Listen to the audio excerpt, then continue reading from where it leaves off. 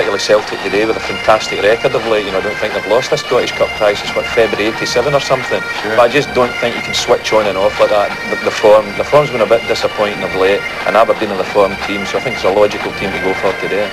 Okay, it's interesting though, Gordon, because a lot of people are saying Celtic are dangerous when they're made the underdog. Well, it's very rarely they're the underdogs. I think they were underdogs in last year's Cup final when everybody expected Rangers to beat them. I mean, it's crazy when you're coming to Hampden, Celtic, huge support, and they're making them the underdogs. But I think, as I say, with form of late, they've got to be the underdogs today. Aberdeen are the form team, and that's why I'm going for them. Any men on either side you'd pick out briefly who could turn on the style today? Well, obviously you're looking at Paul McStay in the midfield for Celtic, and you're looking at Jim Bett in the middle of the pack for Aberdeen, and both sets of strikers can cause you problems. I know Jakinovski and Mandy Walker have had the form's been disappointing of late, but Jakinovski is a class act, and you've got Gilhouse and Nicholas, so to get a good service to them, well, plenty of class players on the field, Gordon. Okay.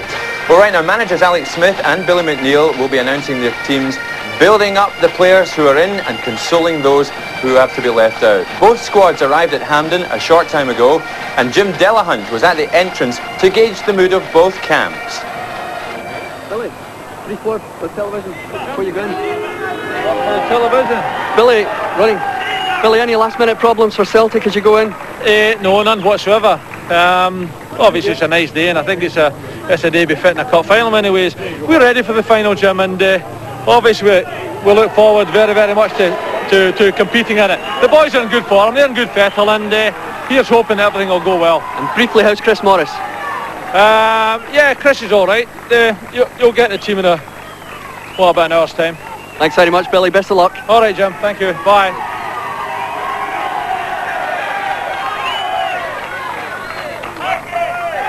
Quick word for Scottish television. Yes, certainly. Alex, how was the journey down, first of all, from the hotel? Smashing. No problems, no traffic. We hit a mile or two for the ground. It's okay. The players in fine fettle? Yeah, so far anyway. They've showed good signs, so we'll just wait to the game now and see what happens then. And what about yourself, Alex? A lucky ground for you. You're looking forward to it? I'm delighted to be here again, and hopefully we can win it. Best of luck. Thank you. As always on Cup Final Day, there are a host of celebrities here, and among them enjoying his first taste of the Hampden atmosphere is Labour leader Neil Kinnock. And as Jim Delahunt discovered, he's looking forward to the big occasion. Mr. Kinnock, what's a Welsh rugby fan doing at the Scottish Football Cup Final? Oh, this is a great occasion, two great teams, and I think it'll be a great match. So there was a good reason for coming up today. Besides which, Liverpool are not playing in Wembley today. Any preference as to who might win? As to who might win? Well, it's Cup Final. Aberdeen are fancied. That doesn't often work in Cup Finals, but it's anybody's guess, really. There's a certain matching between the two teams. I shall be shouting for whichever of the teams has got the most Welsh players. Not the team with the red strips, perhaps, no? Oh, well, I've got to be discriminating about that on some occasions, you know. Well, as the kick-off draws nearer, players from both sides traditionally walk the Hampden turf to get a feel of the atmosphere as it builds up. Our man at the trackside, Rob McLean, has been talking to players from both sides, starting with Paul Elliott. Paul, it's a lovely day. Looking forward to the big game. Yeah, obviously I hope it's going to be a great game for Scottish football. I think probably we've got two of the best entertaining sides in Scotland at the moment, Celtic and Aberdeen, and I hope obviously the game will live up to all its expectations. I gather Chris Morris is out. That's obviously a blow. Yeah, naturally. I mean, Chris has seemed to be our lucky omen for the last couple of years. He's a very talented player, and I'm sure we're going to miss him. But at the same time, you know, the way we've got the team formation today, with the greatest respect to Chris, you know, I hope it will prove just as a good addition. Celtic coming off the ropes. I hope so. Hope it's a good game. Thanks, Paul. Thank you very much. Hans Heelhuis, Aberdeen strong favourites today. Does that suit you?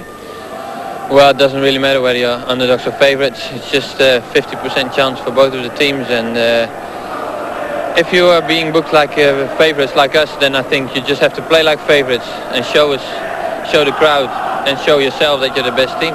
The cup's been good for you personally. It's been good so far, but if you don't win it, it's just no use at all. And you'll be happy to know that the highlights are being shown in Holland. Well, yes, of course, but I've been picked for the 27.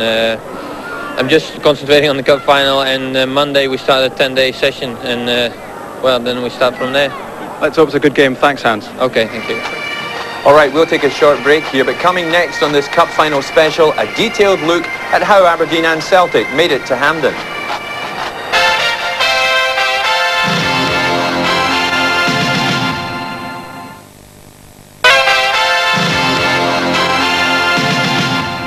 Hello again. For Aberdeen, this is their first Scottish Cup final since 1986, when Alex Ferguson managed them to the last of his 4 victories in the tournament. Although they had to survive a couple of scares in the early rounds, latterly their cup form has been mighty impressive. Back in January, Aberdeen came south to meet Partick Thistle in the 3rd round of the Cup. Conditions at Firhill were heavy, to say the least, after a series of downpours. But the two sides served up an 8-goal thriller. The Dons came out on top all right, but the Jags gave them an early fright.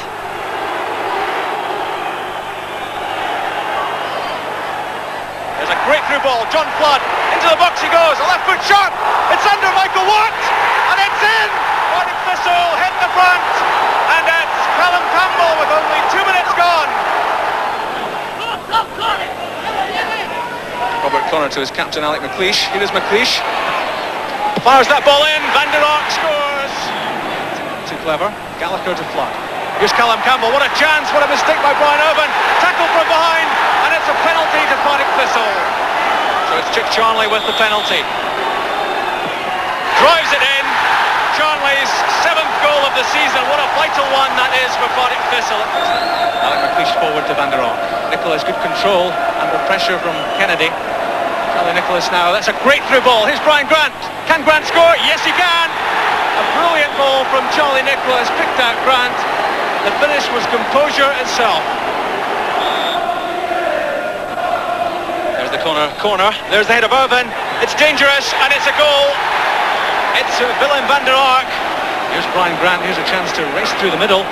He's got clear of Jordan. He's got Mason on the right. There, it's fired in, and it's a tragic own goal. Jim Kerr. Aberdeen building again. Van der Ark, good head flick. Paul Mason racing in after it. Does well, wins the ball. Mason must score, and Mason does score. Van der Ark cuts inside. A shooting chance for Van der Ark on the edge of the box. Fires it in. There's the shot, and there's the goal. And that's the Van der Ark hat-trick. In February, the Dons were at home to Morton, but the men from the First Division had a shock in store.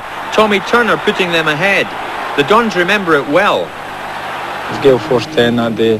The pitch was really heavy, and credit to Morton, they had a real go at us and they played good football, and they took the lead actually, and it wasn't against the run of play, they deserved it.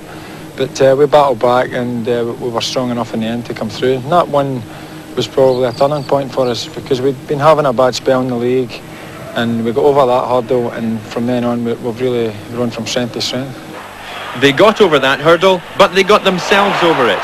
A pinpoint cross from Paul Mason, and Hans Heelhuis levelled it.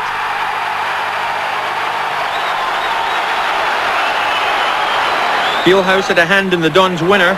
In the end, it was Charlie Nicholas who drove it home. By no means, though, a convincing victory, but the Dons were through. His reaction was to be one of the moments of the Cup this season. Next up, high-flying Hearts. We decided to play it down quite well that week, and the front three at Hearts, who deserve credit, right up until that game, were firing all cylinders. But me and Hans have formed a good partnership. We're happy with each other's form, and we felt we could cause the Scotland pair at the back a lot of problems, and I think on the day we did. There's the right foot shot from Jim Bett. Goal for Aberdeen. The Robertson corner. There's Craig Levine. There's Crab. What a chance in front of goal. And John Colquhoun equalises for Hearts. This is good position for Aberdeen. Stuart McKimmie chips it up. There's the head of Nicholas. There's Heelhuis. Heelhuis scores! And Aberdeen have the lead again. Hans Heelhuis. There's Jim Bett's corner for Aberdeen, knocked down by Brian Irvin. There's Heelhuis back to Irvin. Irvin shot, and Irvin's goal. 3-1. There's Hans Heelhuis past Walter Kidd. Touches it to Nicholas. What a chance for Charlie Nicholas. He doesn't miss those ones. And it's 4-1 Aberdeen. Heelhuis and Nicholas link again with great effect. Well, it's been 5 or 6 months now, and it's been like we played for years. It started off great. Straight away from the first game, we had a partnership. It stopped because of an injury, but after that it just kept on going, and it's still going very well. It appears to go well. I mean, you blend so well together. Yeah. Each of you seems to know what the other is doing. Yes, it's just we have a sort of blinding understanding. I know what he's doing, and he knows what I'm doing. But of course, we mustn't forget the rest of the team, because they're important in our partnership, especially like Paul Mason, who's on the right side of the attack. He's just as important. So it's just not just the two of us, it's the whole team. It was Dundee United next, Tynecastle in March, the Dons in top gear. That's towards McLeish. McInally steps in, there's Hillhouse. Nicholas has found space, it is dangerous now. Aberdeen in possession. And forced home by Irvin. Aberdeen are ahead. Comes all the way across to Jim Bett. Across the far post, up goes Irvin. It's an own goal by Patalainen.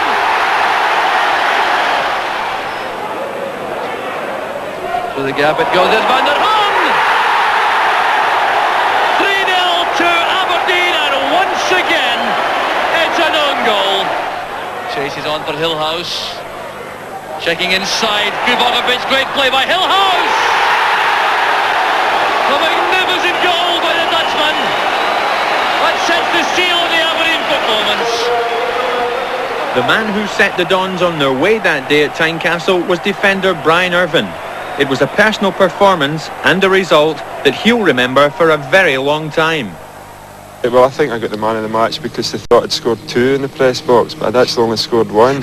So if they'd known I'd only get 1, perhaps I wouldn't have got the man of the match, because there was a lot of good players in the team that day. We just played really well and got the goals at the right time and won well in the end. As far as your own career is concerned, what would it mean to you to be in the Dons Cup winning team tomorrow? It sounds corny, but I mean, as a boy I always supported Aberdeen, and I remember watching them lifting when they won the cups earlier in the 80s, and just to be part of a winning team now as a player would just be fantastic. I've had a couple of shots in the subs bench in the Skull Cup earlier in the season and the season before, and just to be part of the winning of it this season was fantastic. So this would be a further thing, because the Scottish Cup probably is that wee bit more special. Dons manager Alex Smith has guided a side to Scottish Cup success before. The year 1987, the club St Mirren. Now he's out to do the same with the Dons, and he'd be the first manager since Jock Stein to do a cup double with 2 different clubs. I just think he won in the cup for the club, and if it means something else to me afterwards, then that's great. It would be nice right enough, I must admit. There's a particular magic about the build-up to the Cup, isn't it? Yeah, all week, and even before the week came in, last week when we started to sell the tickets, and you've seen all these spectators down buying tickets, and they came from 100 mile away to buy tickets, and they're queuing away around the corner, and 5 and 6 deep. I think that's tremendous. You start getting the feeling of the cup then, and the whole thing starts to build up, and that's something special. It's well worth it. Oh, Gordon, the Dons, there we are. That's their cup run. What do you make of their performances? Well, they've scored a lot of goals, that's for sure, and I think very impressively against Hearts, which was a tricky tie. I mean, Hearts were the flavour of the month at the time. You know, you'd Cahoon, Crabbe, Robertson scoring a lot of goals, and they went there full of expectation, and Aberdeen gave them a bit of a thrashing. Then, of course, they've got their old rivals Dundee United in the semi-final, which you thought would have been a tight game, and they got another 4. Dundee United get beat by another 4, so I mean, it's impressive stuff so far. Yeah, Hillhouse was fabulous in that game. How do you rate him? How would you have relished playing against him? Well, I think playing against good players always brings the best out in you, and he's been a magnificent signing for Alex Smith. I mean, you thought he wouldn't have topped Snelders, getting him from Dutch football, and yet he comes up with one better than Hans Hillhouse. I mean, just a bit of class. And talking of class, I mean, you mentioned earlier Jim Bett. Again, so much depends on him to play well today. Yeah, Jim Bett and Paul McStay, obviously the key men in midfield. As we've seen so many times this season, Jim Bett, a key man for Aberdeen, a key man for Scotland qualifying for the World Cups. And I mean, he can play. He's a smashing passer of the ball. He gets past people. He probably plays a bit wider in the midfield than what Paul McStay does, and gets great crosses in. An all-round smashing player. Right, well, so much for the Dons Cup run then. But no one at Celtic Park needs reminding of the importance of today's game. Although statistics count for very little at this stage, Celtic can perhaps take heart from one. They've conceded only 1 goal on the way to the final. Rob McLean's been monitoring their progress. Whatever the outcome this afternoon, the Celtic team picture is certain to change. Another cup success would salvage some pride and ensure a place in European football, but not disguise the problems. Polish striker Dariusz Jakanowski put Celtic on the road to Hampden with a late winner at Forfar. That set up this dramatic moment in the fourth round draw. Holders will play Rangers. At Celtic against Rangers. The first half drawing to a close with Celtic on the attack again. Here's Tommy Coyne. Sideways to Jakinovski. Here's Joe Miller and a great chance for Celtic. 1-0 to Celtic. I think at the time the boys were going through a bad spell, and the result did us a world of good, and we have came all the way here to the final, and hopefully I'll be involved in the 13 on the day. Have you worked out yet what part of your anatomy the ball went in off? Yeah, well, it went in off my thigh. Someone said it was my eye, but it was my thigh. I think that in many ways was a cup final in advance of the cup final. And the real aim of getting through that game was to get to the final. We've done that. We'd like to see if we can do the same again.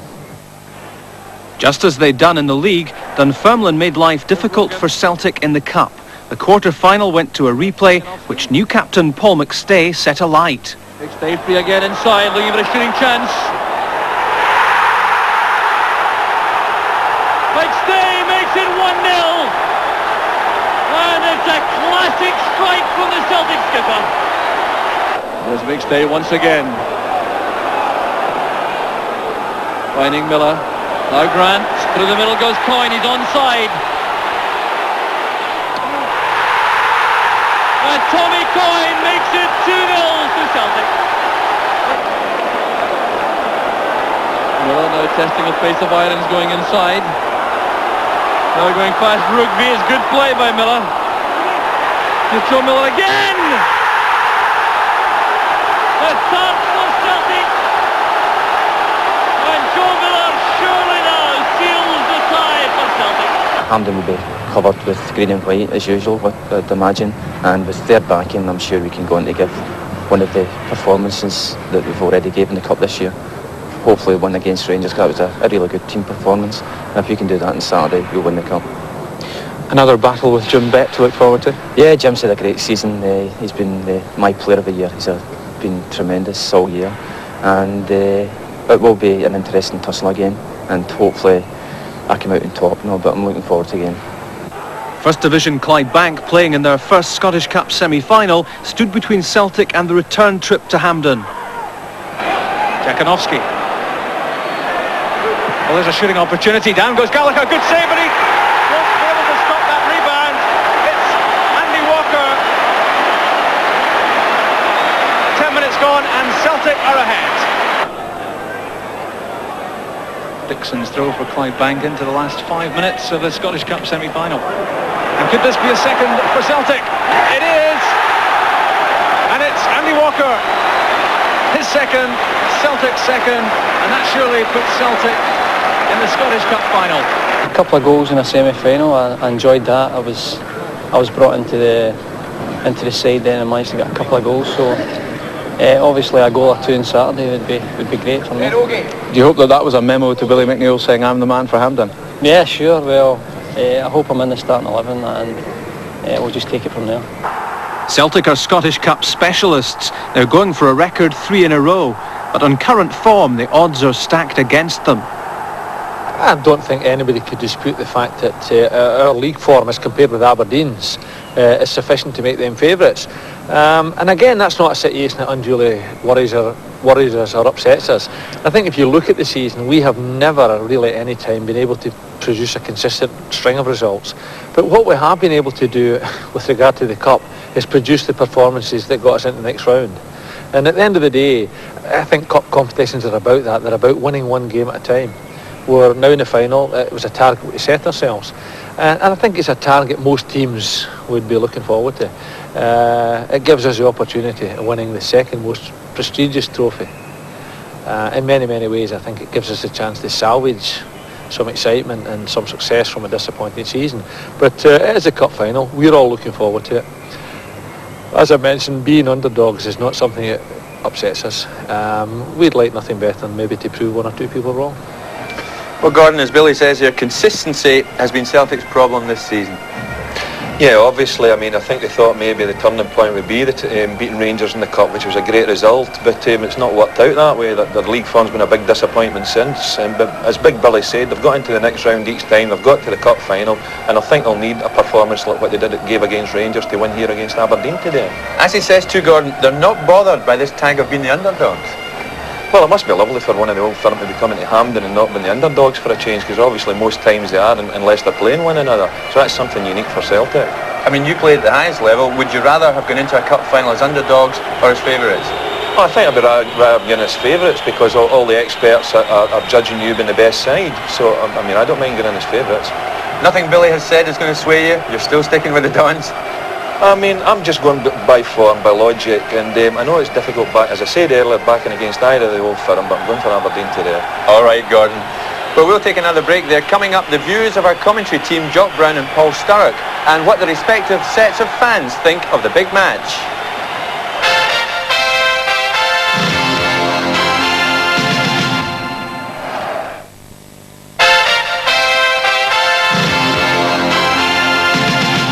Hello again. Our commentary team this afternoon is Jock Brown and the Dundee United coach Paul Sturrock, a man who's no stranger to the Hampden finals. So let's join them to get their first impressions of the big occasion. Terrific atmosphere down in trackside. Paul, you've played in 4 losing final teams, sorry to remind you of that. What do you feel about the conditions this afternoon? Well, I've had a look at the pitch. You know, we've been here, as you say, 4 times before, and it's far better than expected. You know, I think they've had a couple of days' rain. It softened the ground, and playing with tango balls, I was a wee bit worried that they might be a bit too fiery for them, but I think the tangles will be okay today. Now, we've just had news of the 2 teams. The Aberdeen team we've had confirmed as absolutely as expected with Graham Watson and Ian Jess, and that means that Willie Miller is not playing. Did that surprise you? No, I could have bet my mortgage on them playing the same team as the semi-final. You know, the boy Irvin's come in and done a fantastic job this season, and I see no need to change a winning team. And of course Celtic, a few surprises there, perhaps with Dobchek wearing 2, Rogan is going to wear 3, there's no place for Mike Galloway or Tommy Coyne, and it looks as though it might be a 4-3-3 with Billy Stark playing in midfield. Yes, I think the boy Stark's come back and did a very good job in the last 2 or 3 games. I think Joe Miller will play wide right, and it'll be interesting to see who plays right back with 2 left-footed full-backs on the park. It's interesting too that Celtic seem willing to go with an attacking formation with 3 up. Is that a surprise to you? No, I think if I was thinking man, I would have thought to try and stop Aberdeen from starting the game and make them kick it long, leaving 3 up the park and trying to frustrate the Aberdeen's back 4. Now, from the Aberdeen point of view, how do you expect them to start the game? I think they'll be very methodical. They'll take their time and they'll try and settle. They'll try and pass the ball about. They'll try and get it into midfield to Bet Mason. But also they've got the danger of the pace up front with Hillhouse. And then on the day like today, the boy Elliott has been out for quite a long time now. They might try and play long balls over the top. Well, we'll look forward to what happens later on. Not long to go now, the kick-off. Jock and Paul then about to make their way to the commentary position. And as the crowd builds up here at Hampden, what of the fans themselves? Certainly in Aberdeen, there's a distinct air of confidence. Few Dons fans haven't toasted their club's good fortunes in Jimmy Wilson's pub in the Granite City. A former Dons player himself, Wilson's is more of a shrine to football than a watering hole. Inside there are Dons past and present, and there are Celts past and present. But what has been the fans' view of the final this week? Well, mostly are Aberdeen, but we get Celtic supporters in here as well, so I've got to watch what I say here. But we've a lot of Aberdeen fans in here, and they obviously fancy the Dons. Where are Aberdeen's strengths? I mean, who's going to win the game for them? Hillhouse is a good player. He's a right good player. You know, I think he's the best player I've had here since the days of Zoltan Varga. Another foreigner. Bet's playing well. Big Alex playing well. The goalkeeper is a right good goalkeeper as well. Probably if maybe Willie and Snelders hadn't been injured, Aberdeen might have cleaned up this year, you know. Cup final's a cup final. Could go either way. Celtic or Aberdeen. But on the other hand, Celtic might have their problems. We haven't at the present moment. I just thought Aberdeen go all the way and get the double, not put something up Rangers. They haven't got this season. We've got 2 and they'll only have 1. Aberdeen's never been an overconfident football team. They've always been a positive type of football team that tend to go for every game that comes up. And Well, as far as I'm concerned, they do well. You live in Aberdeen, but your loyalties don't lie with Aberdeen. You're a Celtic man, am I right? That's correct, yes. So what about the game? Well, we'll take it 2-1, maybe go extra time. Going to London is fair. It's yes and no. If I was playing another team, bar Celtic, very seldom go to London is favourite. It bothers me. That bothers me. So you've got your doubts? Yes, I have got my doubts playing Celtic. But Jaganowski could turn it for us. Yeah, I think so. What kind of performance is it going to take from Celtic though to win it? Because Aberdeen are the team on form, obviously. I bet it's going to be our best when our backs are against the wall. Yeah? Well, they just got to turn up and beat us, but it's going to be a different result than last Wednesday was. Plays a team, teamwork, Aberdeen will do it. You enjoyed the Skol Cup final. Are you going to enjoy the Scottish Cup final as much? I've been to every cup final, Scottish Cup, Skol Cup that Aberdeen's been in, and I'm going to enjoy this one just the same. Good for you, sir. Well, we've talked to the Aberdeen fans. Now it's the turn of the Celtic faithful. After a disappointing season in the league, there were plenty of outspoken views to be found, as Rob McLean discovered. Greenock, the tail of the bank, home for First Division Morton and home too for a legion of Celtic fans. The supporters club is one of the association's biggest. From inside come some controversial opinions. Basically, I think it would be better if Celtic get beat. So the present board would go and get their finger out and bring the likes of John Collins, Charlie Nicholas, and maybe an few other names to Parkhead. But deep in the heart, you do hope that Celtic would win the cup. But basically, it'd be more beneficial if they lost. They've got the best support in the world, and it's terrible results we've been getting again. We're getting beaten off everybody. It's been an embarrassment since the Mo Johnson affair. It's been an embarrassment to be a Celtic supporter all over Scotland. Everybody's slagging you. Oh, you support Celtic. You're going to put a balaclava over your head. Because I just hope they do the business, because as you say, they've got the best support in the world. I don't know how they have the same cows as Liverpool or that. They keep telling them we've got no money, we've got no money. They must have money. They sell Roy Aitken and another two players. They got 800,000 for that, but they never really bought anybody. They'll win because the guts is there. You know, they've got the guts, the boys will do it. But at the same time, you'll need to spend some money. Well, I think Celtic will win as well, simply because they've got to. Otherwise, they're not in Europe. So they've got more to play for than Aberdeen? More to play for. Celtic will win. Why? Because I think their cup tradition, what we've seen them do on the day. We were right off against Rangers, we beat Rangers comfortably, supposedly the best team in Scotland. It's a long time since we've been out of Europe, and I think that's important to the fans, important to the club for money. So you think the players will respond? I think they'll respond, yeah, to the chance of getting into Europe. The whole season is based on 90 minutes. So that's their season. 90 minutes, they've got Europe, as the boys were saying there. That's what all boils down to, 90 minutes. Well, they've been playing bad, right? They're going to play on Saturday. I know they're going to play. Just because it's the final. Because the final. Rangers carry sluggy, anyway, you throw it that boy sluggy carry. They will play, they will win Saturday. They're not for a bag. I'm going to a wedding on Saturday. Right, that young brother, mate, he gets married on Saturday, and that's me. I can't see the game or nothing. That's me, snooker. So how are you feeling about that? I don't know how he's feeling. I'm feeling bad anyway. I've got to go. But she's a nice lassie. And that's the main thing. Good man.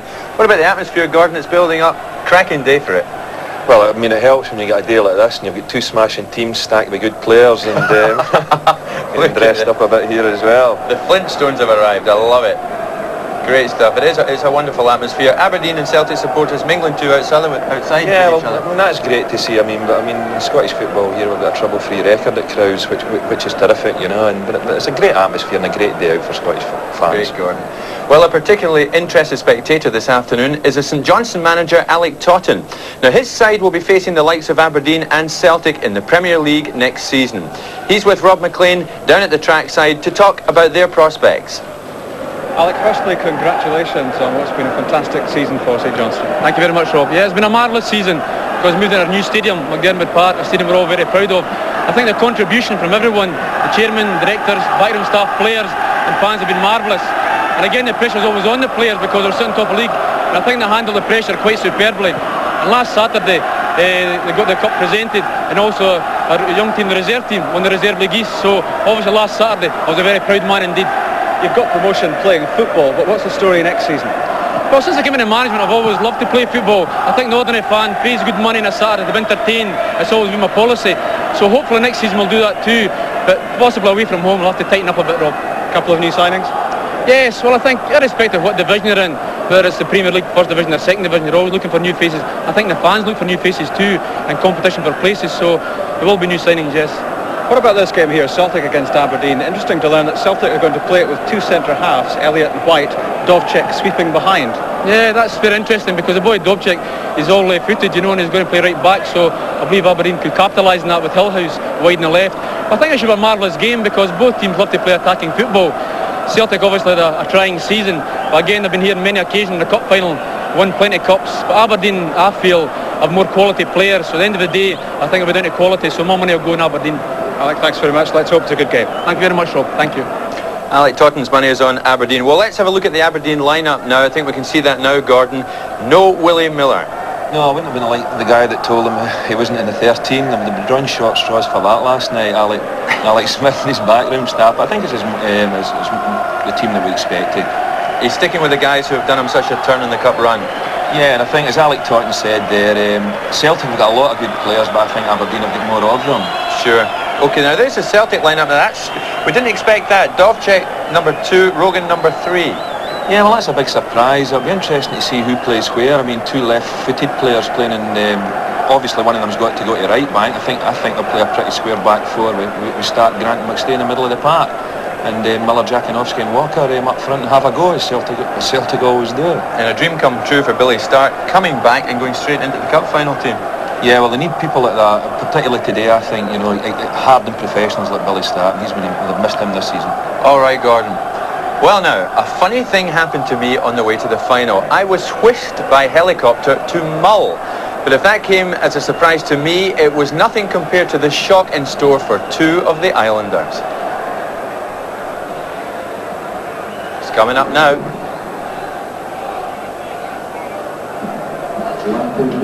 This has come as a surprise to us as well because we don't have it. Okay, we'll get that report shortly. In fact, I think it's coming up now. As I said to you, it was this morning. I was whisked off by helicopter to Mull. Most of the Hampden-bound supporters were just waking up early this morning when I met Captain David Clare at the helipad beside the SECC in Glasgow.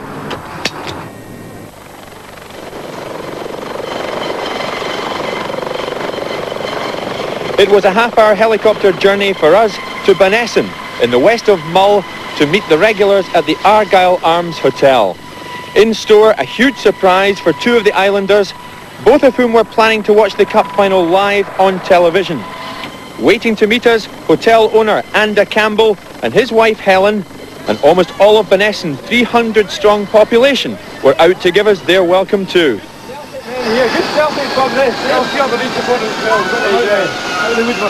Morning, Aberdonians and Mull, I can't believe it. Aberdonians. Let me put you in the spot then, Anda. What is your neutral prediction? Well, I go for Aberdeen. I'll go for Aberdeen. You're going to go for Aberdeen? Yeah, they've played a lot of good football this year. I don't think that went down too well with the Celtic lads in here. Well, they don't know too much about football, so... I'll tell you what I'll do is I'll now go and have a word with some of your regulars. Certainly, right. If I was letting my head rule my heart, I would say it'll be 8-0 for Aberdeen, but... but I honestly think that Aberdeen should win convincingly. Jack, how do you think? Because obviously you're a Celtic man. There's a lot of pressure on Celtic, isn't there? Yeah, I think there is, but Celtic are at their best when their backs are against the wall. So I think... I think they must do it today. They must and they will. So. Somebody in here told me a minute ago that your wife's called Offsky, and you're known here as Jakinovski. Is that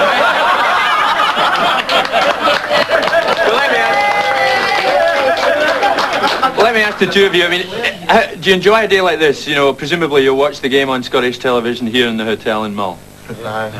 Yeah. No fights. You can't help but enjoy it here. You'd like to be at Hampden, presumably? Oh, I'd love to be at Hampden, yeah, but this is better than, well, it's as good as being at Hampden, I suppose. You free drink here. You too, Kenny. You'd love to be at Hampden, I presume. Yeah, I'd love to be at Hampden. It'd be smashing to see it. It's a long time since I've seen Aberdeen playing. Well, I tell you what, for you, Kenny, and for you, Jack, we've got 2 tickets for the best seats in the house here at Hampden today, and you're coming with us now on that helicopter outside back to Glasgow to see the game.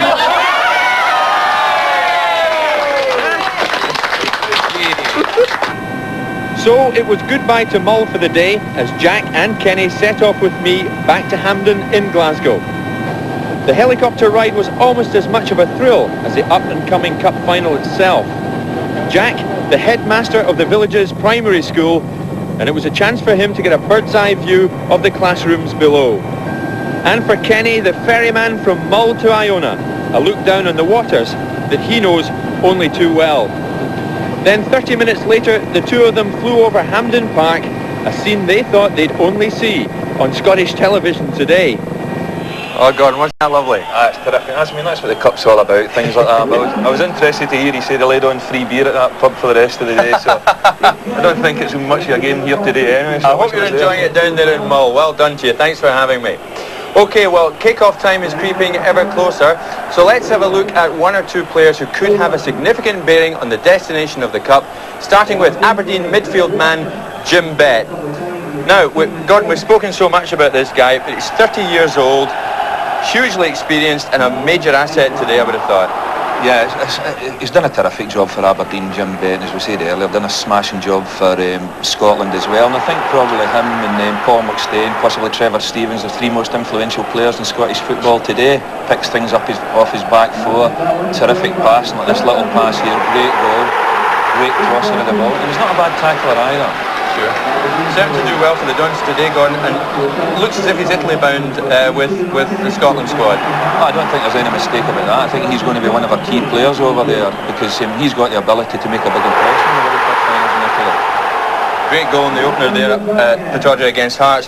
Well, of course, I mean, we couldn't look at Celtic without having a look at captain Paul McStay. A lot of pressure on him today because a lot is going to be asked of him, Gordon.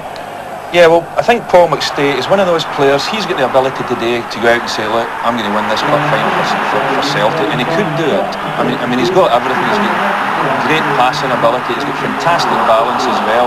I just wish sometimes he'd be a little bit more arrogant than what he is.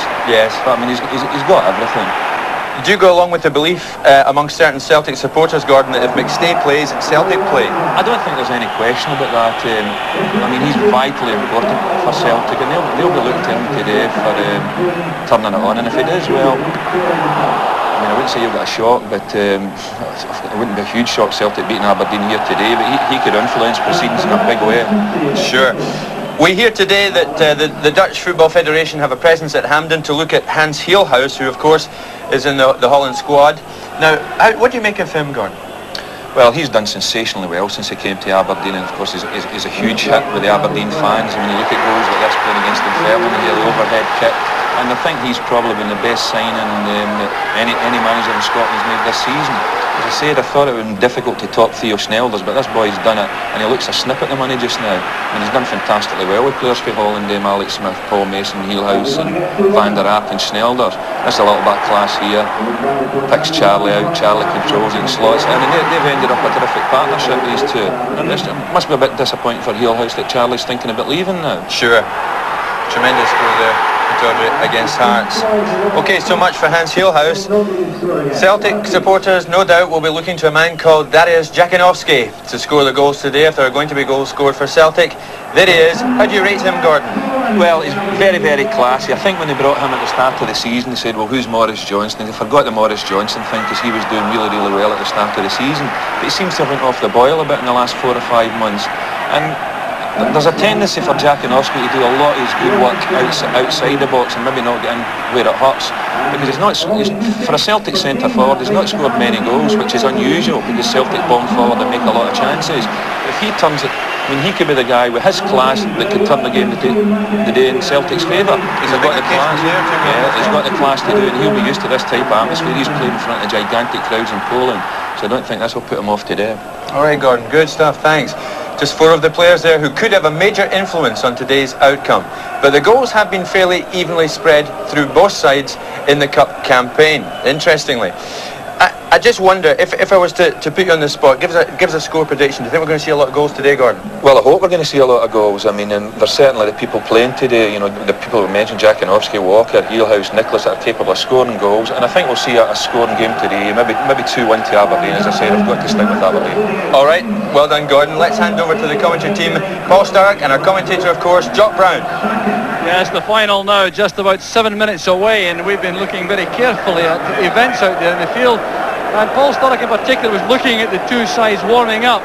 What impressions did you derive, Paul? Well, I think obviously, you know, you can take a lot of things out of the warm-up. Obviously Celtic, they were bouncing, you know, I mean, they had everything, you know. I feel that they are the hungrier team on the day. They've got a lot more at stake today, fan-wise. You know, it'd be a terrible season for them to come out with nothing. And I think on the day, I think Celtic will win the game. Well, that's a very clear and bold prediction there from Paul Sturrock, and not affected, Paul, by the team selection which Celtic have been forced to make in view of the absence of Chris Morris. No, I think the boy Dubček will go to right back, or Rogan. I think they have planned their system as 4-3-3, and I'm hopeful that they can get it out to Joe Miller. He can cause some problems down the right hand side. So there's some very happy looking Celtic supporters. The balloons now being released at the Aberdeen end. The red and white balloons hoisted, and the sun starts to peep through the clouds at this stage, almost on cue.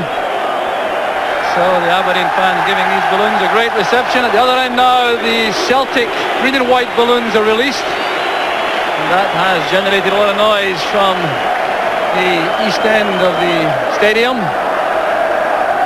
It's a very colourful setting now, and the sun is now on the field. So the teams will be coming out very shortly indeed, and there are a couple of young men here about to experience a great treat. The two mascots will be coming out. There's George Smith, the referee, leading out the two teams. The mascots are there with each side, Gerald McDade and Cameron Strachan, who won the competition to lead out the teams. So Celtic dispensing for the most part with the tracksuit tops, but Aberdeen not taking any chance with the temperature out there. Marvellous setting again. You can see from that picture the way the sun is now bathing the stadium. So the lineup for the two teams coming up, and there's the Aberdeen squad, and there's the team. There are really no surprises there. Willie Miller has not made it for the final. Brian Irvin's excellent performance this season, earning him a place in the final beside Alec McLeish in central defence, with Paul Mason, the player who could turn Aberdeen from a 4-4-2 to a 4-3-3.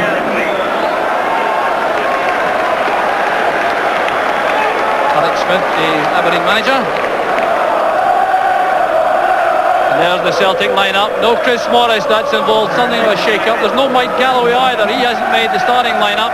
With Anton Rogan coming in wearing number 3. And what a return it is for Billy Stark. Out for so long, for much of the year. He's played only twice in the first team. And here he is playing in his 5th Scottish Cup final.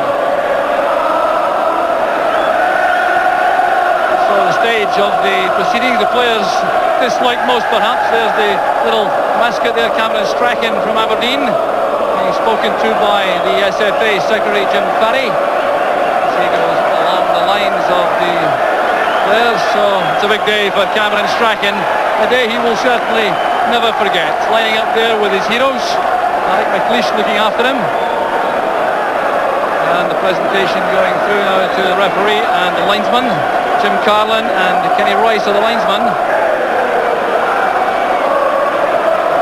The Celtic mascot, Gerald McDade, waiting for his big moment. Here comes from Copeland Road in Glasgow, strangely enough, right beside Ibrox.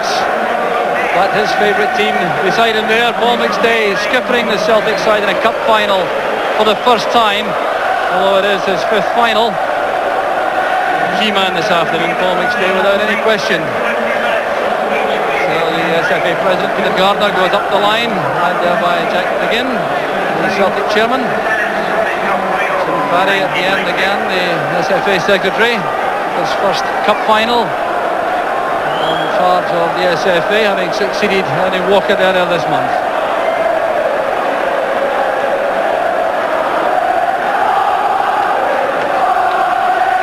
So what thoughts are in the mind now of Billy Stark? He's won 2 medals for Aberdeen and 2 for Celtic. An outstanding career, very much a Scottish Cup expert. And the players now have the chance to break. The mascots being allowed to stay on the field with the players. McNeil offering an extra ball as he leaves. Tense moments for the Celtic manager. Crucial match for Celtic in particular.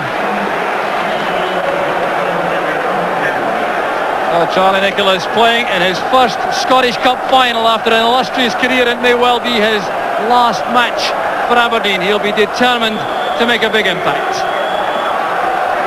And so too will Hans Hilhouse, who won a European Cup winners medal for PSV Eindhoven 2 years ago against Benfica. Is his first Scottish Cup final, and he is in the Dutch World Cup squad at the moment. Well, Paul Elliott has not had much first-team football in the last month. Key man in the heart of that Celtic defence, and he certainly has become a firm favourite with the Celtic supporters. And a big match indeed for Paul McStay, a very experienced player despite being only 25 years old. You can see that with the Scotland caps, and he will be an essential player in the Celtic midfield. There's the referee, George Smith, handling his third Scottish Cup final before going off to the World Cup finals. His 2 linesmen are Jim Carlin there on the left from Lithgow and Kenny Rice from Bearsden on the right. The 2 mascots involved here in the toss-up. So the mascots appear to be calling, and there is a stiff breeze blowing down the field, so this could have some impact. There's Alec McLeish and Paul McStay with that firm handshake. International colleagues, of course. The mascots now being led away. There goes young Cameron Strachan. Back to his vantage point for the match.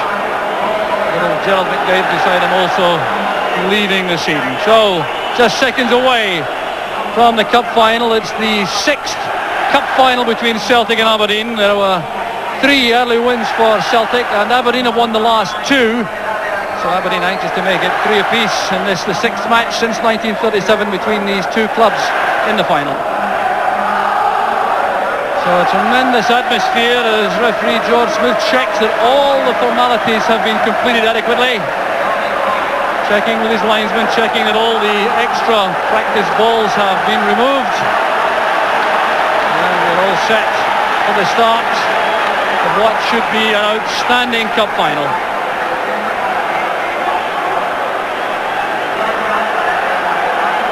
So all eyes for the moment on referee George Smith. He checked with his linesman. And the Tennent's Scottish Cup final is underway.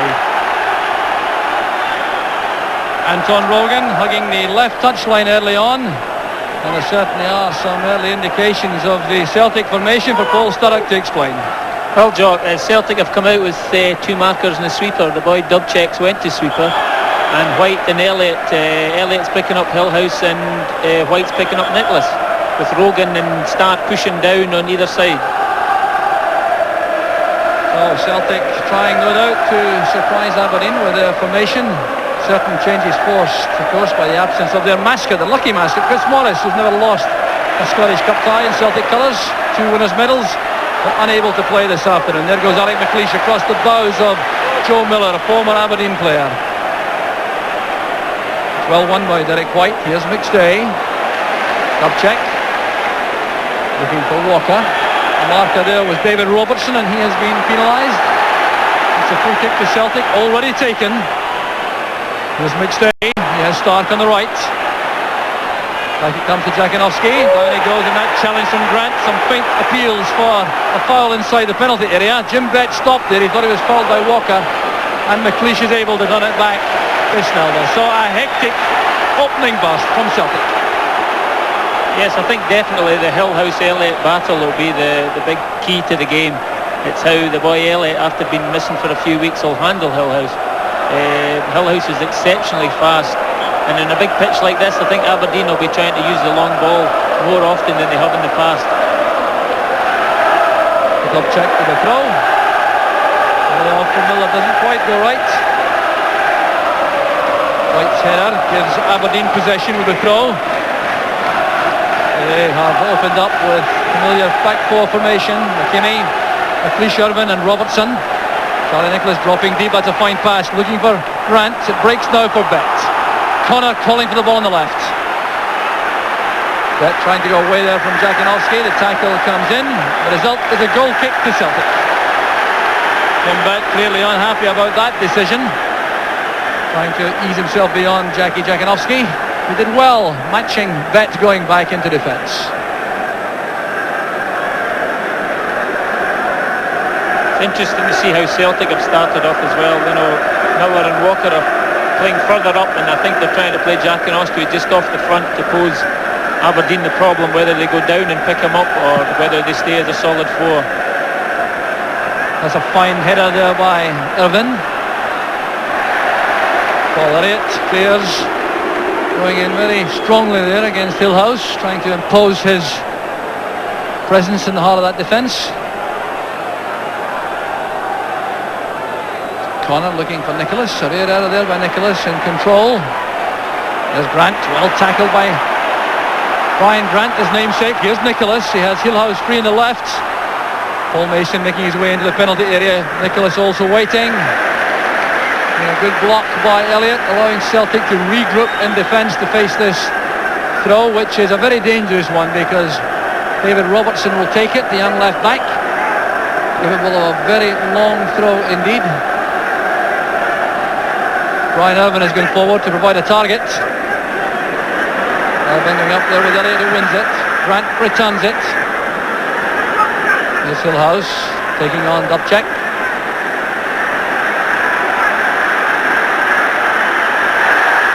Very hefty tackle there by Paul McStay. The referee's given a free kick to Aberdeen. Well, Paul McStay certainly wasn't prepared to hang about here. Dubček was screening the situation there until McStay crunched in. He certainly could have played the ball nevertheless, although the referee adjudged that to be a free kick. Connor driving it in. Just missed by Mason. Very good free kick indeed from Robert Connor. Almost caught the Celtic defence napping. Mason just missed with the header. Here's Derek White. Joe Miller going deep. Walker's there, ball straight to McKinney. Logan well beaten by Grant, has made one or two good challenges early on in the middle of the field for Aberdeen. Kept in play by White. Miller playing it across there for Walker. Robertson was very quick going across to make the challenge. Another young player who scarcely could have believed he'd make the cup final, having been seriously injured on Boxing Day. He's been back in time for the semi-final and the following matches for Aberdeen in the league. Here's Joe Miller, the scorer of the winner in the cup final a year ago. He was fouled there by Robertson. A free kick to Celtic. Played in early by Miller. Rogan going up and beaten by McKimmie. Very important challenge that by Stuart McKimmie.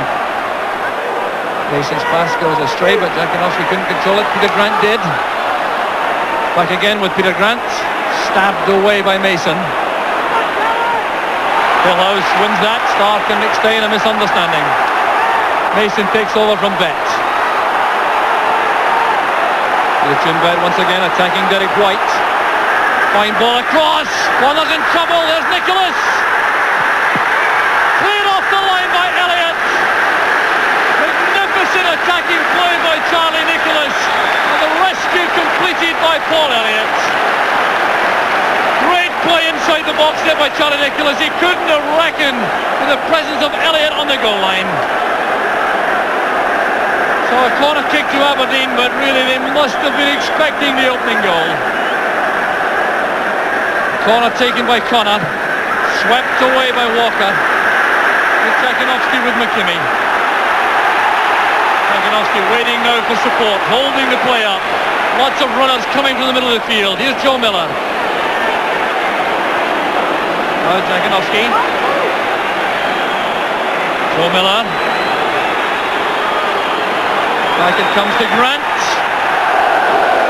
Well, he keeps the ground very well indeed, Peter Grant, but he's wide of the target. But what a let-off that was for Celtic. Great piece of play inside the penalty area, set up, of course, initially by Jim Bett. Another interesting tussle could be that Jim Bett is teed off against Paul McStay. I've been very surprised about that. I thought the boy Grant would have played centre of the midfield and Jim Bett right. But it seems to have worked out. I think Celtic have now changed and put McStay aside Grant, trying to take him away from Bett. There's Dubček trying to release Walker. The interception is made by McKimmie. Good running by Bett to the right once again. Tackle came from White. This is shaping up to be a magnificent match. Here's Andy Walker. The long ball picking out Billy Stark, beating on the blind side of the Aberdeen defence. Good block made by Robertson. The ball turned away for the Celtic crowd.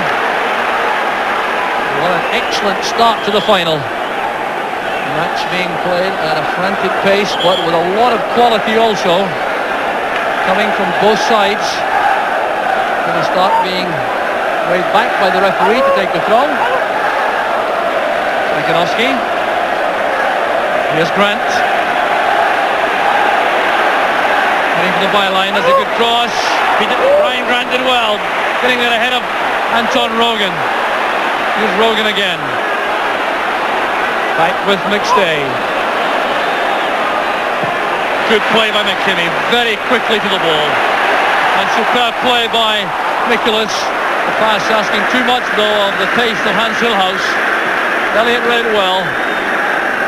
But Charlie Nicholas certainly looking as though he has all the confidence in the world up front. Here's Joe Miller though for Celtic. And an unfortunate stumble there by Miller.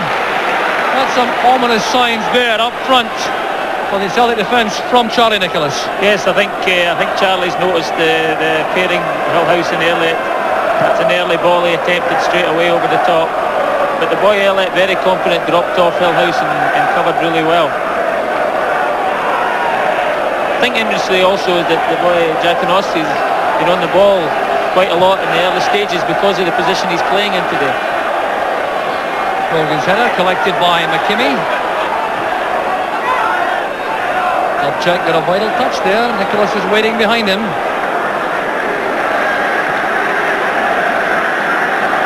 Dubček looks up, but I reckon he may well use Pat Bonner again. Nothing on in the middle of the field as the Celtic midfield pushes forward to the halfway line. So Celtic with Stark on the right, Grant and McStay in the middle, Rogan on the left, Jankowski playing just behind the front two of Walker and Miller. There's Peter Grant. White's header, helped on by Jankowski. Grant to McKimmie. White's header. Well, one again by Brian Grant. They appear to be caught there as he challenged for that ball. Tripped by Paul McStay, and the free kick goes to Aberdeen.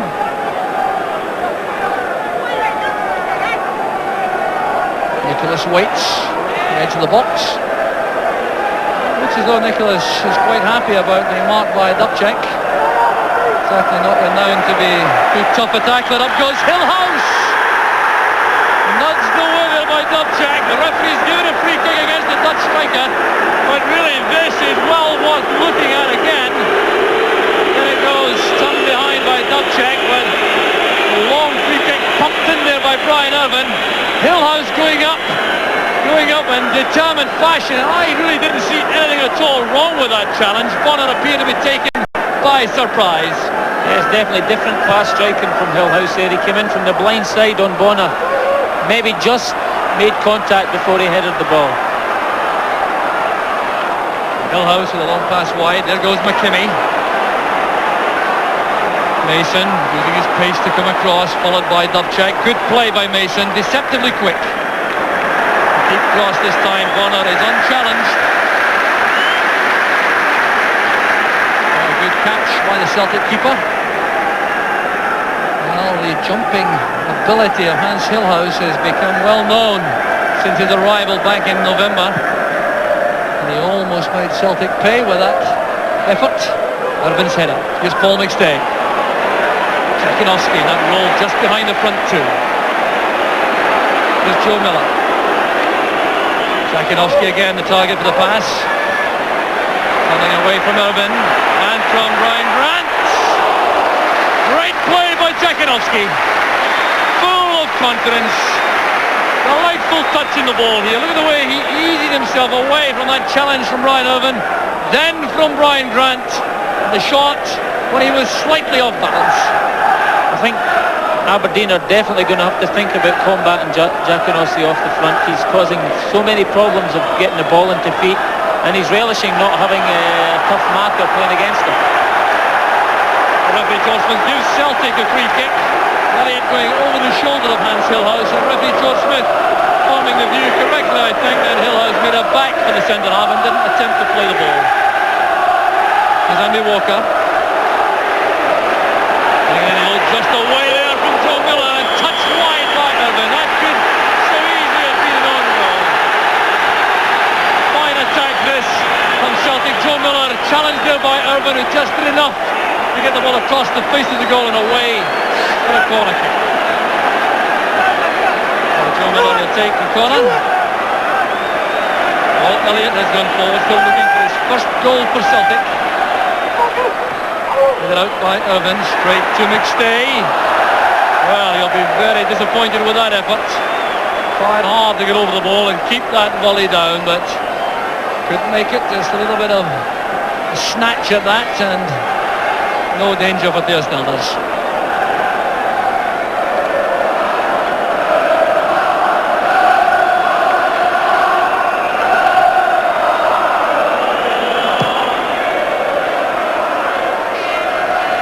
Header by White. There's Irvin. Nicholas going for this with Elliott. It's shown too much of that to Charlie Nicholas. Good running by Connor in support. Elliott's out of position. Back with Nicholas. Jim Bed offering himself in midfield, but Nicholas retaining possession. Reacting to a call from McKimmie. Good challenge by Rogan. And a fine recovery by Jim Bed. This is Grant.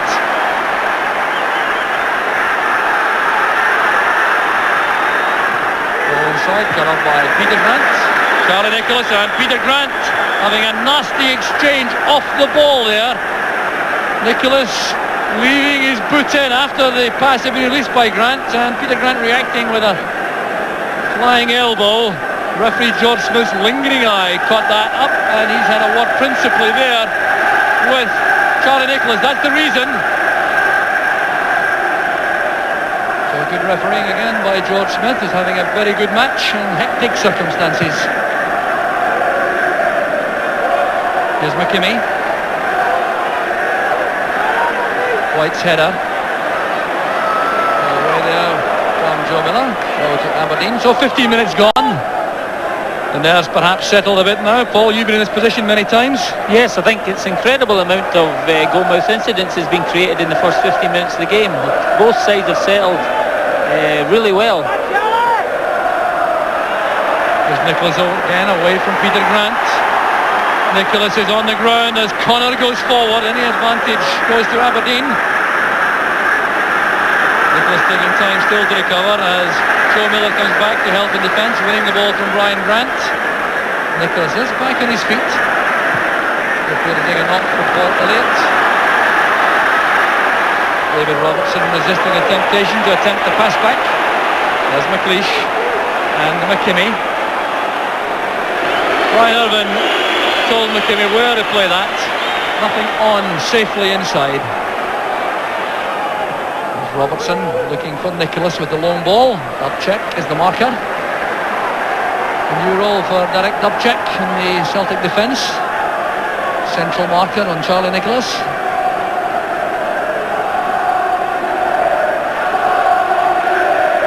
Here's Hillhouse. This time the marker is Stark. Connor playing it in early this time. There's Grant trying to get away from Paul McStay, who did well, just staying very close to him, giving him no space at all, and Celtic have the throw.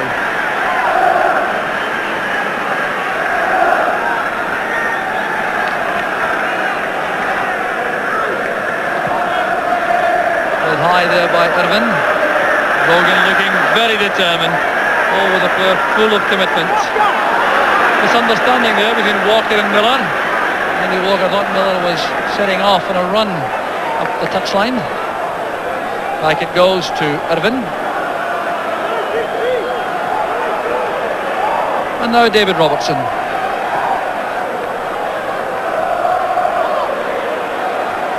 Next day, playing it into space for Rogan. Rogan's job is to get forward on the left side of the midfield for Celtic and to look after Paul Mason. When Aberdeen in possession, there Jakinovski looking for Stark. So menacing with those runs off the flank, Billy Stark.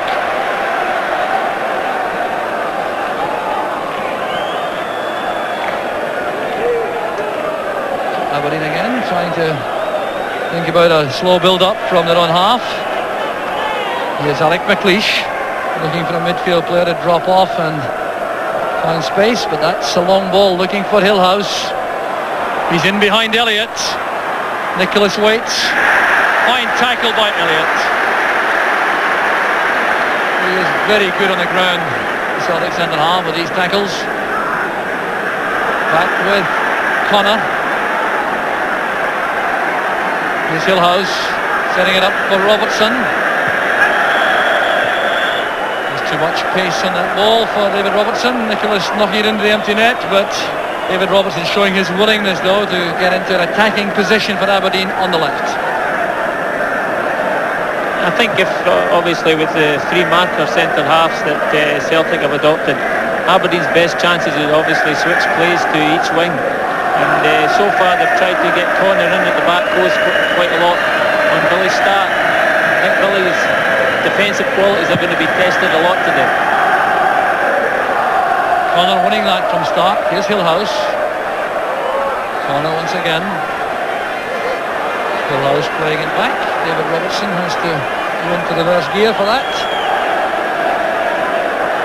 So the match settling down now, the pace being established and a slightly slow one than the opening 10 minutes demonstrated.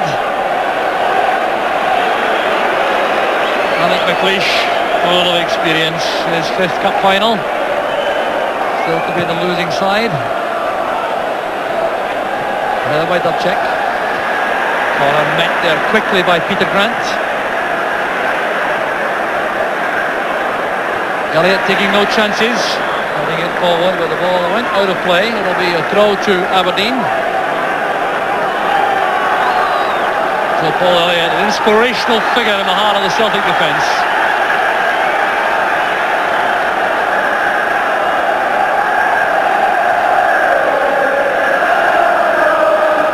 Same applies to Alec McLeish for Aberdeen. That's for Mason, spinning it well from Rogan. Well, the free kick has been given to Aberdeen. Bit of holding by Anton Rogan. Well, there may be some point of view to suggest that Rogan is a shade unlucky there. But it is a free kick to Aberdeen. And an excellent opportunity to test Pat Bonner. So the latest from Wembley is that Crystal Palace have taken the lead in 19 minutes to scorer O'Reilly. 1-0 to Crystal Palace, a setback for Alex Ferguson's Manchester United. And here at Hampden Park, still no scoring, but some outstanding entertainment. And the set piece here for Aberdeen to exploit. It could be Nicholas, it could be Hillhouse, it could be Connor. And Nicholas sends it just wide. Well, that certainly wasn't far away. Crisply struck in Charlie Nicholas fashion. And just wide of the wall and wide of the post. Yes, I think that could be also very important in the game, set pieces for Aberdeen, with the type of people like Jim Bett, Nicholas and Hillhouse, and the type of ball that they're using today, a tangle which will bend far easier than a mitre.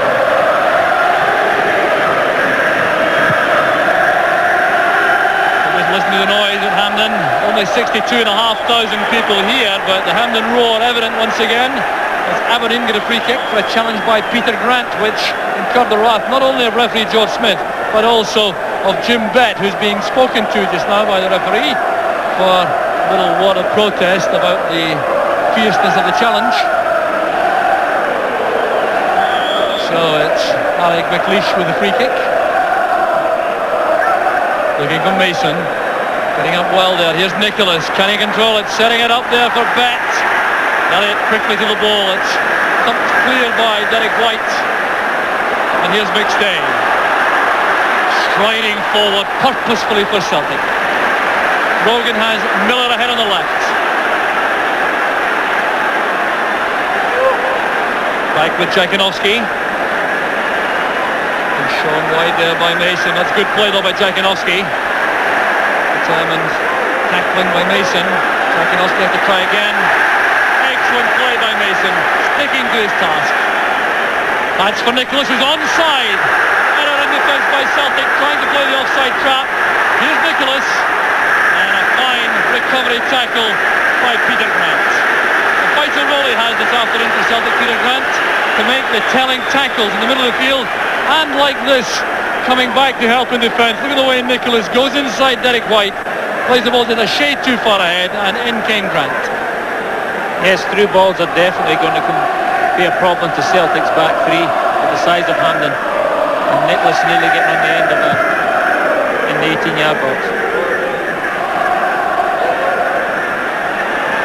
Robertson trying to get away there from Andy Walker. Here's Hillhouse. High challenge there by Paul Elliott. Well, Paul Sturrock was making reference earlier on to the friskiness of the tango ball, which is not all used in league matches. Bouncing quite high there, and Paul Elliott, I think there's not much doubt at all, he was trying to play the ball, but certainly that amounts to dangerous play. Irvin playing it forward. There's McKimmie beaten well by Rogan. A bet for Aberdeen. Mason. Caught late there by Joe Miller. Well, Miller thinks that Mason made it rather a lot of that. Well, there seemed to be no doubt it was a foul, all right. Yes, Miller sliding in late, catching Paul Mason. Referee George Smith having a word with both these players, Paul Mason and Joe Miller. And I wonder if the referee also thinks that Mason made rather more of that than was justified.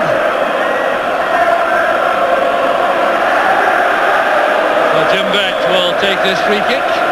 Ryan Irvin has gone forward. Alec McLeish has stayed back. Hillhouse pointing where he would like the ball to be played. Good play by Aberdeen. There's Nicholas looking for Brian Grant. Peter Grant wins it. Here's Jakinovski trying to stride away from Connor. Connor did well. This is McLeish. Misunderstanding there with Nicholas. Nicholas had come deep to take a pass short as McLeish released the pass into space in the right back position. Aberdeen looking to play balls into these spaces wide on the flanks. There's an offside flag up against Joe Miller.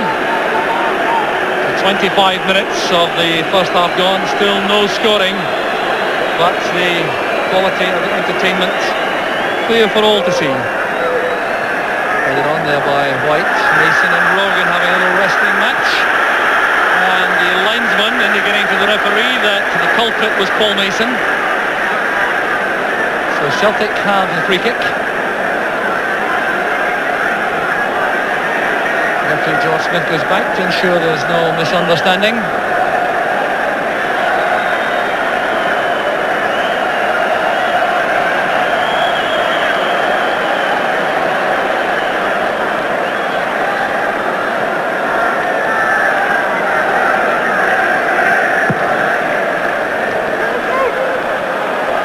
Long ball for Stark to chase, and Billy Stark is penalised. Billy Stark appeared there not to be looking at the ball, but just to be inconveniencing David Robertson. An indirect free kick is given, perhaps ungentlemanly conduct. There's Brian Irvin trying to find Paul Mason on the right touchline.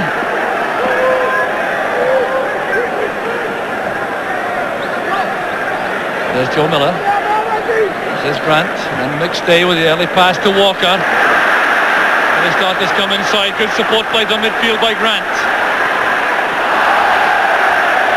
Well, he had options. He had Walker on the right, Jakinovski and Miller in the middle, but Peter Grant decided to have a dig at goal himself. And the managed to hit the net once this season so far for Celtic, Peter Grant, but he does have a lot of dig in that right foot. Not demonstrated though on that occasion. I feel if Celtic could just get the ball more to Jackanoski, he's causing a lot of problems in that position. He's playing just off the front. Anytime he's got himself on the ball, he's caused all sorts of problems for Aberdeen. A good move from Aberdeen. Lots of passes there as Pat Bonner has to be quick. Hillhouse racing in. Certainly the ball was loose. No question of that being a free kick. Good build-up there, setting up the shooting chance for Jim Bett. Easing himself wide of Elliott. The shot powerful enough to force Bonner to go for the second time, and Hillhouse came in.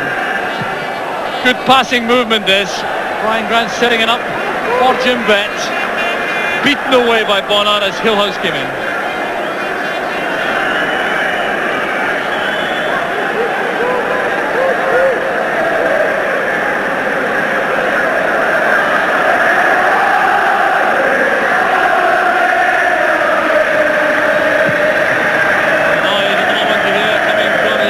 Supporters to our left, behind Theo Snelders, clearly encouraged by the performance of their favourites in the opening half hour. Certainly nothing the Celtic supporters will be responding about either. It really is shaping up to be a classic cup final. Here's Bett. McKimmie breaking on the right. Joe Miller's had to come back to match this run. Did in early. Walt Elliott taking no chances, hitting it exactly the way he was facing. Quite happy to concede the throw. There's Mason. Stepping away from McStay. And a late challenge there by McStay on Mason, resulting in a free kick to Aberdeen. And McStay certainly making his presence felt in the middle of the field for Celtic beside Peter Grant. This time McLeish has gone forward with Irvin. There's Jim Bett looping it across the far side. Irvin challenged by Rogan. There's Jackanoski. That's for Miller to chase. And Bett takes no chance here with a long pass back. I think Celtic could have a few problems, Jock, also from wide free kicks and corners. With Irvin and McLeish coming up, and really Elliott the only one to be picking them up. They've always got one big man spare in the box. There's Peter Grant. Got a good start to the match, Peter Grant. Growing in confidence every passing minute. Trying to find Jackanoski. Irvin did well, but it's now with David Robertson. Elliott all on his own, half an hour gone, no scoring. But don't be deceived by that. It really has been an excellent match. Here's Paul McStay linking with Jackanoski. McStay once again. That's good defending by Stuart McKimmie. Very calm indeed under pressure, cushioning the header back to Snelders.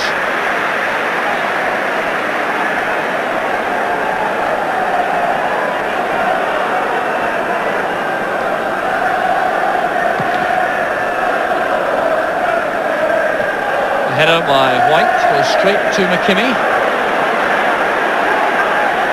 Running at Rogan. Well-timed tackle that by Anton Rogan.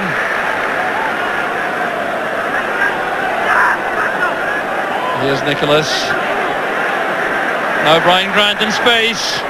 Nicholas couldn't control that. Always danger though when Charlie Nicholas is in possession in the penalty area. Yes, all the time he takes the ball on a great job and links people up who make runs into the box late. Peter Grant trying to time that pass into the path of Jackanoski, but give credit there to the Aberdeen defence who matched all the Celtic front runners to make it very difficult for Grant to put away an accurate telling pass. Jackanoski wasn't happy though with the way that move finished up. Here's Derek White. Irvin's header goes straight to Jackanoski. Free kick to Celtic, quickly taken. Here's Paul McStay. Miller on the left. Going inside McKimmie. Now checking to the outside. Good play by Miller. Did he overcarry it? No, the referee's given the corner kick. It was blocked there by McKimmie. Looked for a moment here as though McKimmie maybe caught out. He did a shade casual here as Miller broke for the byline. Pulling it back. Certainly no question of the ball being out before Miller played it. So the corner kick for Joe Miller to take. Paul Elliott looking for space. Billy Stark gets up well. Headed away by Bet. Celtic fans encouraged by this burst of attacking play.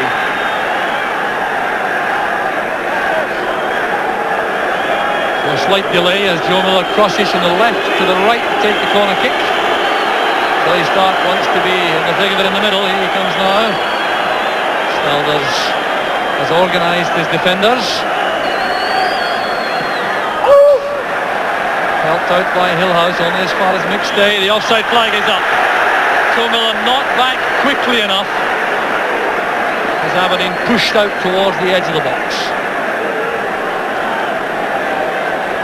The whole season, Joe, the boy Elliott has been very impressive in the other team's box, and it's just a wasted corner from Joe Miller.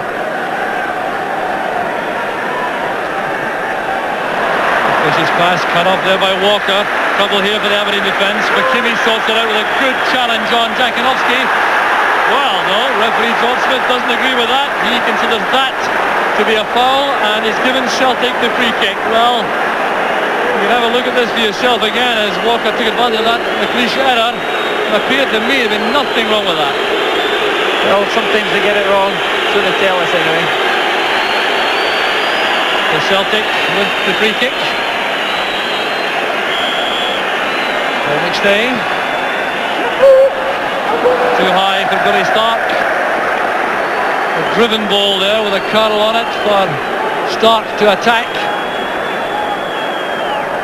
Missing out Paul Elliott. It was Billy Stark who was the player with the best chance of reaching it for Celtic, but even he couldn't get up high enough.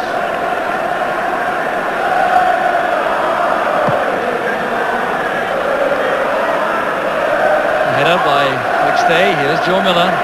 Tackled by Bet. Strong play there by Irvin. Here's Nicholas. Stepping away from Dubček. McStay using his physique and strength there twice to win possession for Celtic. Then taken out of the play by Mason. Paul McStay, to his credit, indicating to the referee that he is not looking for any kind of action on the part of referee Smith. Great play this was from Paul McStay. Tackled late by Mason. Paul McStay showing yet another aspect of his wide range of talent, his strength in making challenges in midfield. There's Joe Miller. Cross it goes to Stark. Back with Grant. Jakinowski challenged firmly there by Irvin. Elliott hurried into that clearance by Nicholas. Mason using the pace of Hillhouse. Back goes Dubček. Down goes Dubček, goes Hillhouse rather, Dubček's challenge. Hillhouse looking hopefully towards the referee, but looking in vain for a free kick. Well, I'd have been looking for one there, Joe.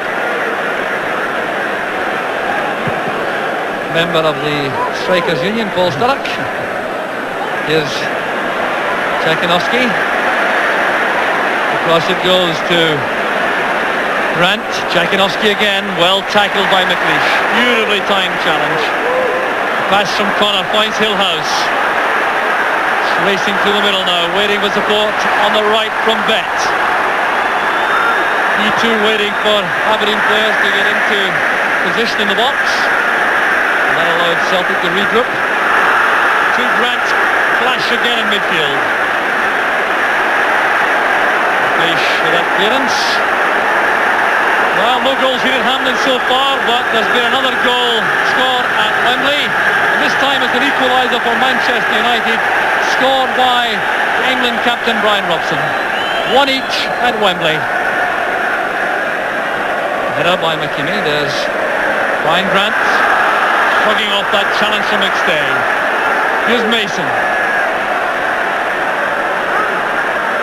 Spectacular, releases McKimmie. That's one which Bonner will take comfortably. Too far ahead of the twin strikers, Hillhouse and Nicholas. Nicholas wasn't happy with the quality of the cross. I feel that, if Hillhouse was maybe to play a wee bit more central, he'd be able maybe to run to both corners. Whereas just now he's been tied to only run down the inside left channels. Well, the referee waves play on there. I think he may have given a free kick against Andy Walker had the ball not gone through to Theostellas for the challenge in the air on David Robertson. Advantage rule sensibly applied. There's Joe Miller.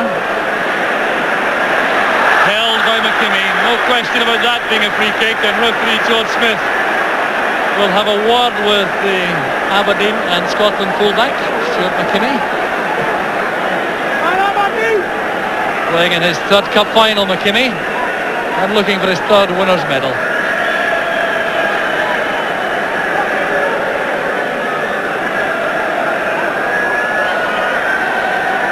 The free kick taken by Dubček, looking for Billy Stark. He got up very well indeed, so too though did Snelders for Aberdeen.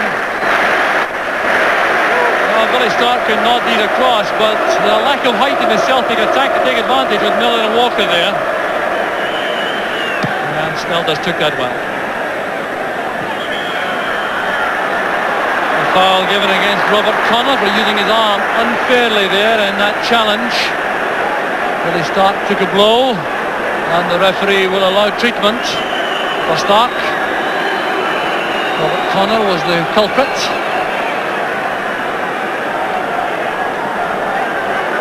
There's Billy Stark, took a blow in the face there. Ryan Scott, the Celtic physio, is on to administer the treatment.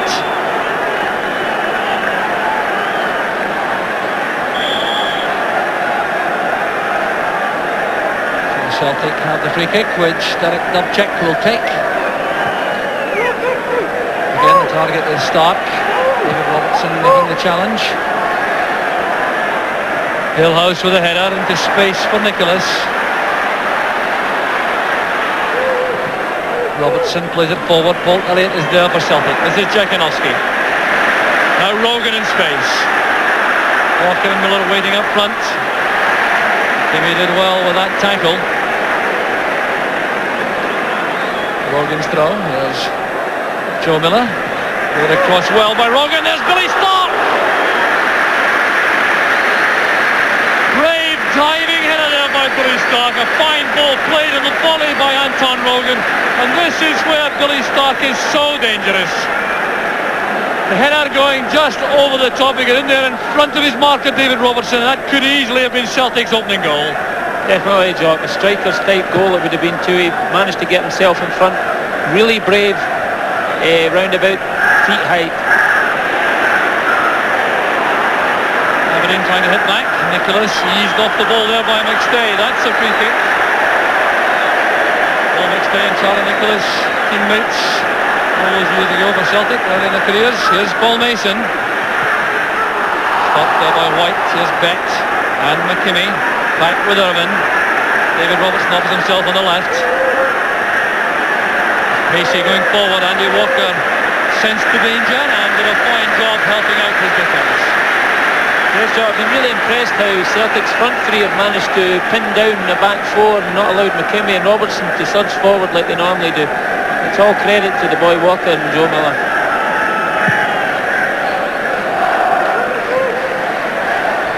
Robertson's header. Here's Peter Grant.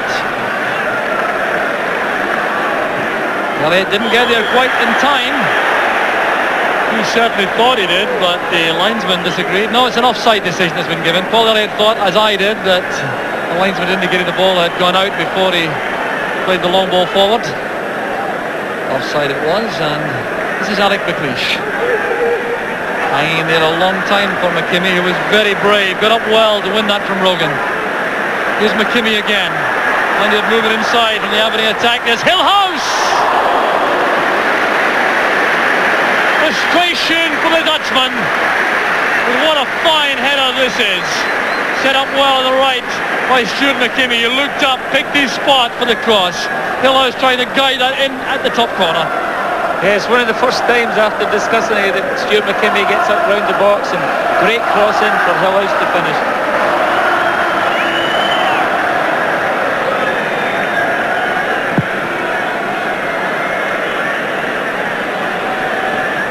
Played forward by Connor. Hillhouse taken out of the play late by Paul Elliott.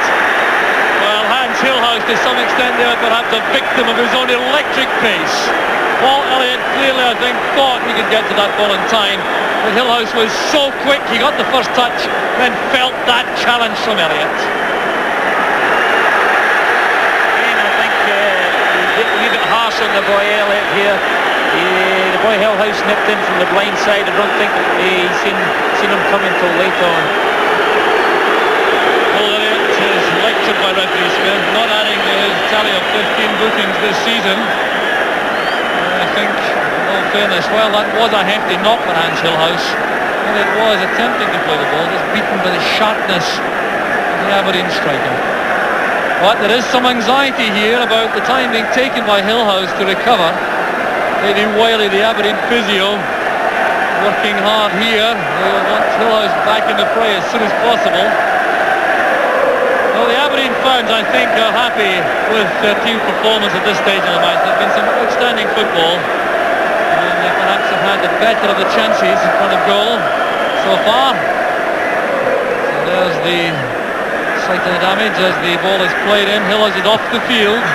Free kick played with Aberdeen playing now with 10 men for the moment. Not for long though, I'm sure. Here's Connor. Now Robertson. McKimmie's wandered across to the far side as Aberdeen probe for an opening. Here's Brian Grant. Hustled all the way by Peter Grant. Here's Connor again. No lack of patience in the Aberdeen build-up. Rogan doing well, but this is Nicholas. Nicholas clearly thought he was held there by McStay, and there's the ball played forward by McKimmie as Rogan came clattering in late. Referee George Smith is maintaining that lingering look at these incidents to make sure nothing untoward happens. That's why he's been able to spot that foul, and he's now waved back Hillhouse to the fray as Aberdeen have a free kick.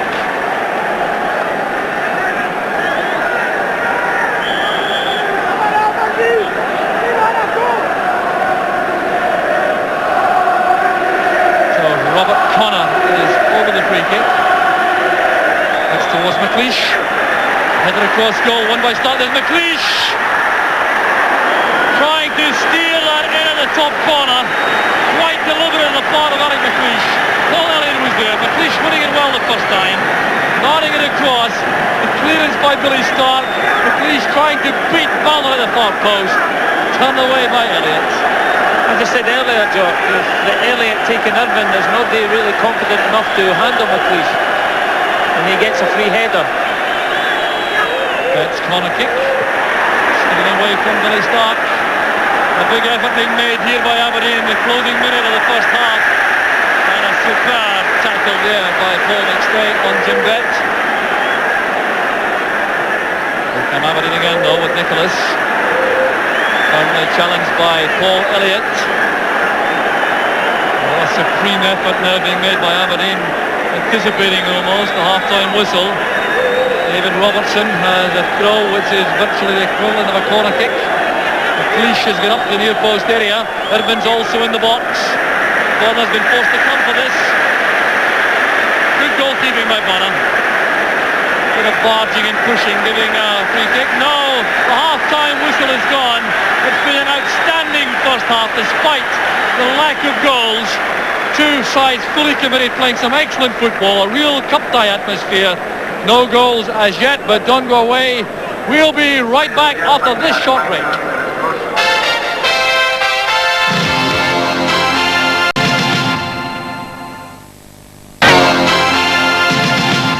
Hi there again, welcome back to Hampden. We've had a goalless first half, but Gordon, plenty of incident. What do you make of it? Yeah, it's been smashed, unfortunately goalless, but both goalkeepers, particularly Pat Bonner, have had a lot to do, and I think Aberdeen have just edged it in the first half.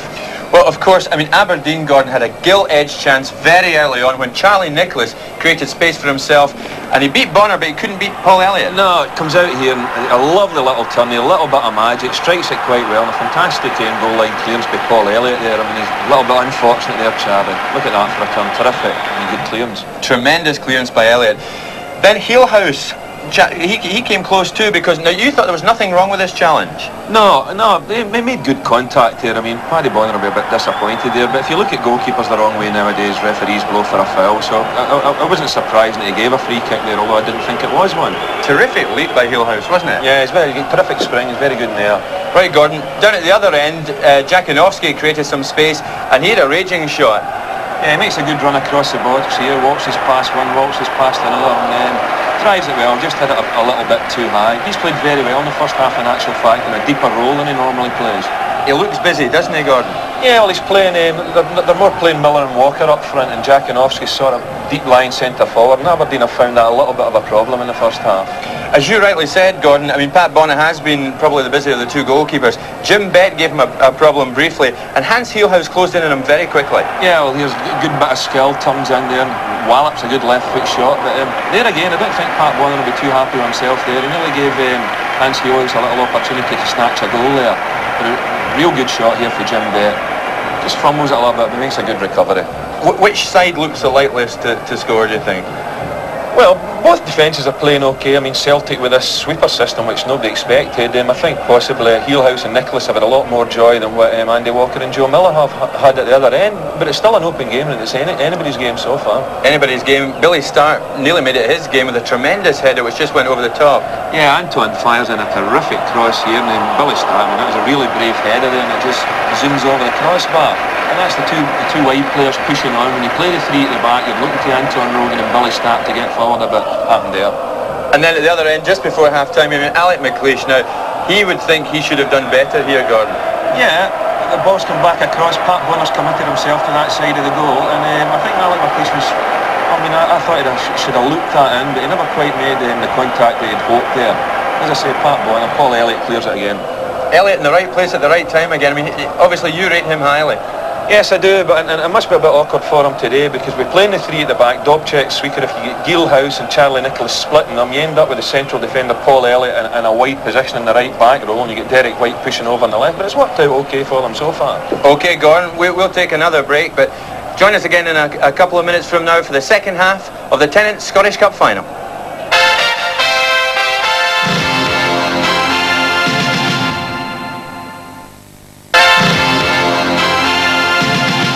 Welcome back to Hampden Park. It's still goalless here, but in London at Wembley, it's 1-1 between Manchester United and Crystal Palace in the FA Cup final. So Gordon McQueen and I thoroughly looking forward to the second half here at Hampden. Let's rejoin match commentator Jock Brown. So there's the setting as the sides are awaited for the second half of what has been an excellent match so far. The five bands are departing. The ball boys always signalling the arrival of the players, but it's Aberdeen who come out first. And there's an Aberdeen player who has to watch from the stand just behind Willem van der Ark. There is Willie Miller, the Aberdeen skipper, who would have been playing today in his sixth final had he been fit enough, or selected, let's say, by manager Alex Smith. There's Willie Miller. A nice touch too by Aberdeen. Bobby Mims is just beside Willie Miller, the Tottenham Hotspur goalkeeper who played some of the early rounds of the Cup on loan from Spurs. He's here to enjoy the occasion, and a quick check around the players as they emerge indicates that there has been no half-time substitution. Remember that Aberdeen have young Ian Jess and equally young Graham Watson available. In reserve, Celtic have Tommy Coyne and Mike Galloway. So the pipe band still not entirely off the field. That's why referee George Smith hesitates. He's had a very good match so far. Always tough to handle a final played with this level of commitment, but his calm authority has certainly had an excellent effect in the proceedings. So it's Aberdeen to get the second half underway. And one of the attractions of the day, of course, is the fact that this game will be played to a finish one way or another for the first time. There will be extra time and penalty kicks if required. And I'm sure these players will be all hoping that it can be resolved within the 90 minutes. So no evidence of obvious change in the formations at the start of the second half. No, they've both come out the same way. I think Celtic should be delighted the way they performed in the first half. They've nullified Aberdeen's back four as far as getting on the ball is concerned, and also their front with Giaconossi off the front has caused all sorts of problems.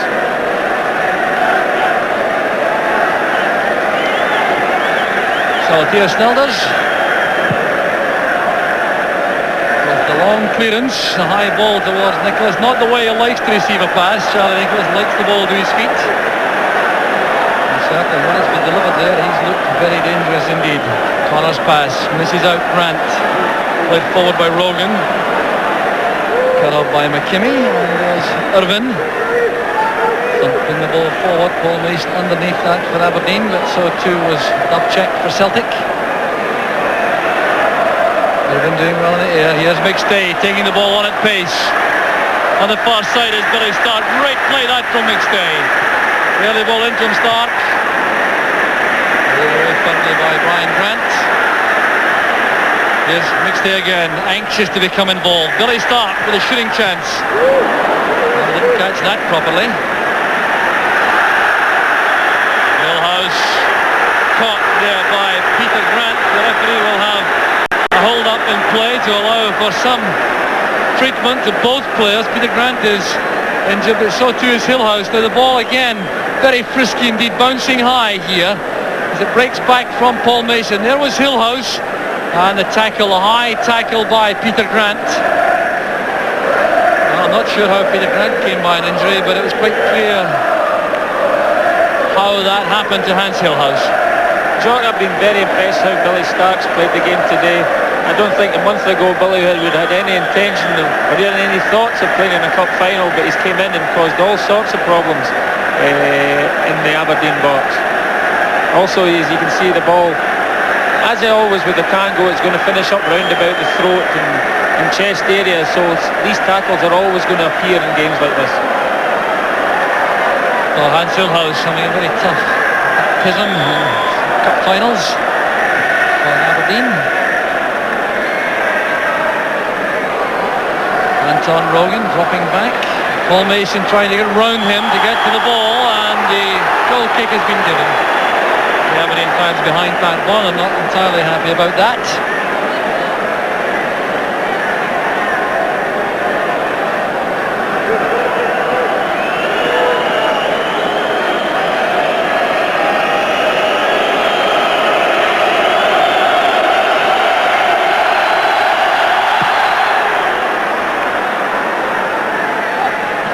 Giaconossi chesting it down for McStay. That was intended for Rogan, but Mason was quick enough. Good recovery by Rogan. Well, he has his critics, Anton Rogan, but he certainly has been a good player for Celtic this afternoon. I think the system has definitely suited Anton, where he's been able to push down into midfield and be involved in tackles and starting the play.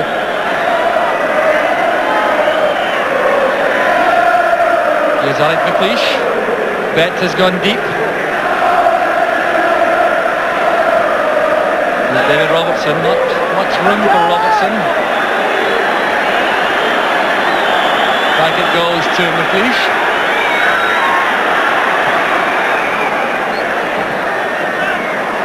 Laid off by Hillhouse, but Charlie Nicholas couldn't gather it in time. So it's a throw to Celtic, which Billy Stark will take. Peter Grant forward first time, looking for Giaconossi. He's kneeing it away initially. Two Grants together again. Here's Paul Mason for Aberdeen. And Irvin. Hurried into that clearance by the snapping attentions of Peter Grant. I think for Aberdeen to take a hold in this game, they'll They'll have to get it down at the back and attempt to pass it through their midfield. At the minute it seems to be going from back to front and coming straight back to them again because of Elliott and White and Dubček. And I think it's really important that Jim Bett stamps his authority on this game.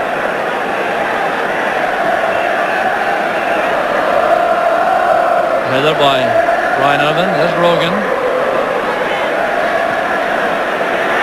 Walker collects for Celtic. Billy Stark pops up on the right. The early header down for Joe Miller, who is adjudged to be offside by the near side linesman. The referee insisting that play continue here. And now there is a free kick, an angry reaction there from Joe Miller. Well, the referee almost falling victim there of trying to keep the play flowing. Paul McStay having a few words with the near side linesman. He gave that decision against Joe Miller and caught the wrath of the Celtic players. There's Kenny Rice from Bearsden, the linesman. And there's the couple of tackles here which upset Joe Miller in particular. David Robertson upsetting him. And here's a chance for Celtic from the set piece. Dubček can take advantage here with his very talented left foot. Only 3 in the wall for Aberdeen. And the wall did well. Nicholas coming off the wall to make a tackle. And the ball lobbed forward by McStay as Aberdeen sprinted out.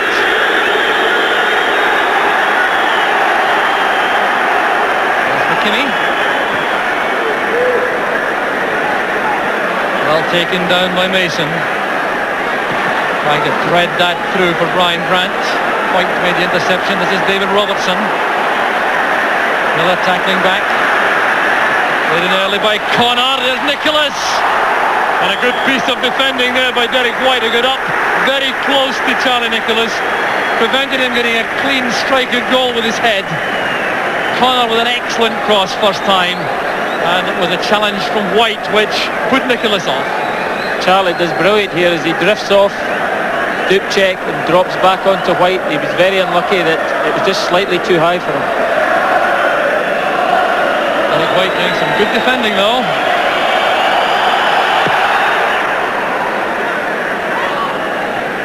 Stark helps it on.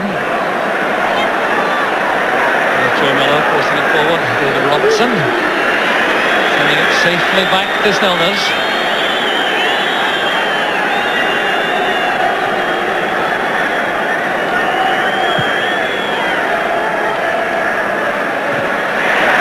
Powerful header that by Anton Rogan, going in behind Hans Hielhuis.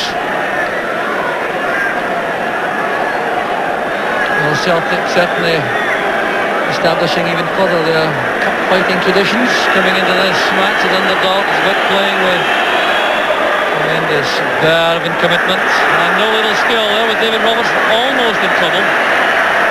Joe Miller closing him down very rapidly indeed.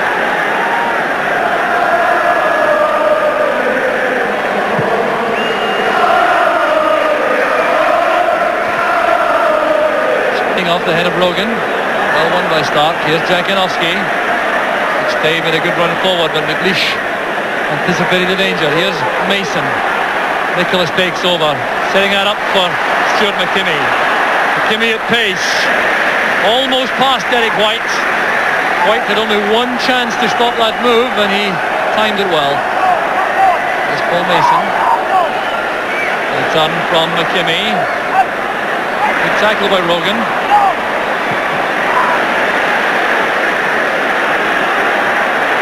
Header. Stay failed to control the pass, but Stark helps out. Here's Peter Grant. Good play by Connor. Excellent play in the middle of the field by Robert Connor. Peter Grant and Jim Bett flash awkwardly in the middle of the field, but there's no problem as they both get to their feet. Here's David Robertson trying to get beyond Paul Elliott, and that has proved to be a very difficult task indeed this afternoon. He's had an excellent match, Elliott, not only in his own performance but his inspirational effect to his teammates. Yes, definitely. The tussle I expected to be the problem for Celtic with Elliott versus Hielhuis, but he's matched them for everything today and has shown by example to the rest of the players.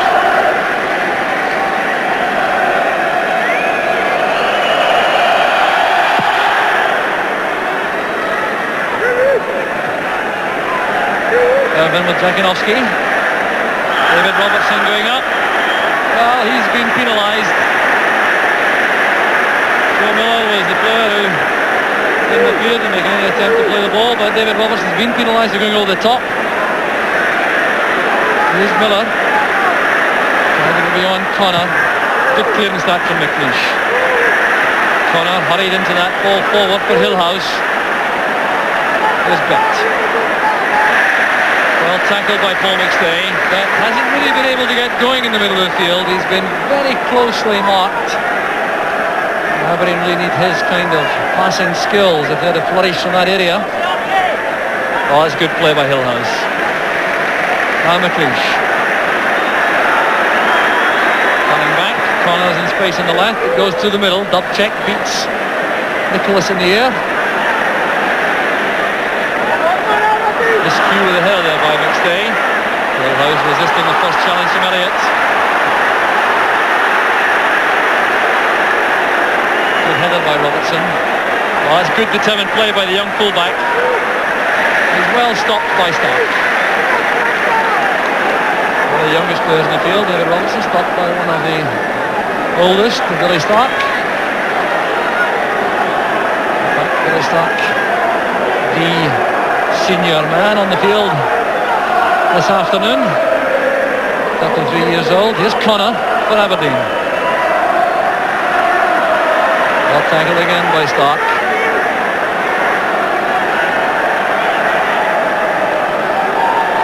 Hillhouse screening the ball from Elliott. And a clear body check there, obstruction on Hillhouse by Elliott. Although once again, the skill of Hillhouse that almost made this foul inevitable. It was Hans Hillhouse, one of those delightful turns we've seen so often this season. And Elliott stops his progress. And the result for Paul Elliott, sadly, is another yellow card. Well, he's had a fine match for Celtic, but he'll be very upset indeed to be shown the yellow card for the 16th time this season in Celtic colours. Yes, Jock, I think that yellow card comes from 2 or 3 tackles earlier in the game. I think there wasn't that much in that one. Free kick taken by Connor. Put away by White. Here's Jim Bet. That check, heading it wide. Rolling into space, here's Walker. Celtic on the break. Well, the ball released for Jakinowski. Well, it was intended to reach Jakinowski. He was breaking in open spaces on the right.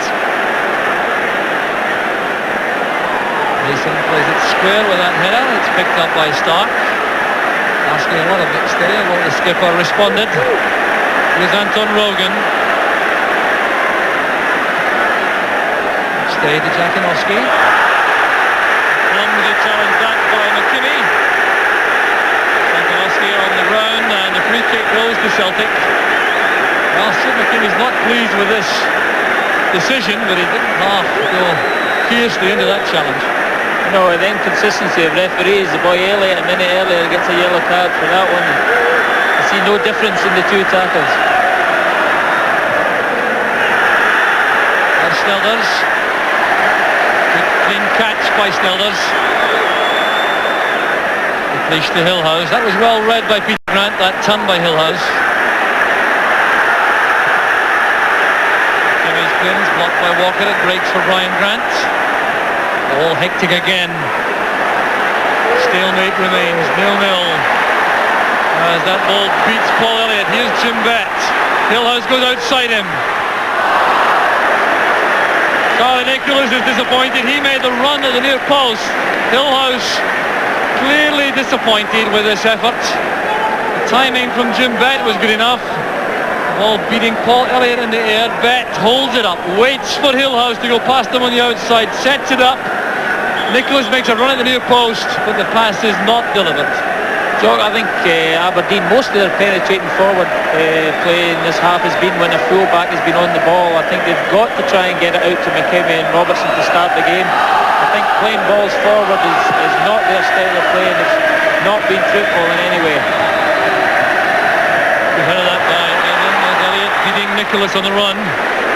Pass back, forcing Pat Bonner to move nimbly to his left.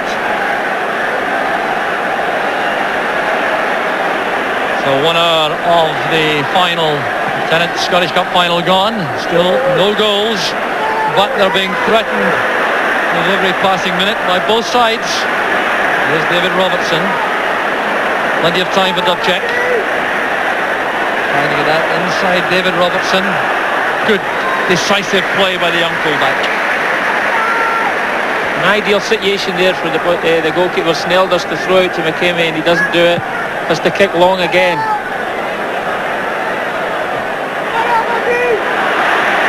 Walker and McKimmie having a little private battle over there. Well, McKimmie will be in trouble, I reckon, now. Paul started making the point a few minutes ago. Paul Elliott was booked for a hefty tackle. That's McKimmie had two in a very short space of time. And it looks as though he's going to escape the wrath of referee George Smith. No question about that being a foul. Free kick taken quickly by Celtic. Rogan closed down quickly by Mason.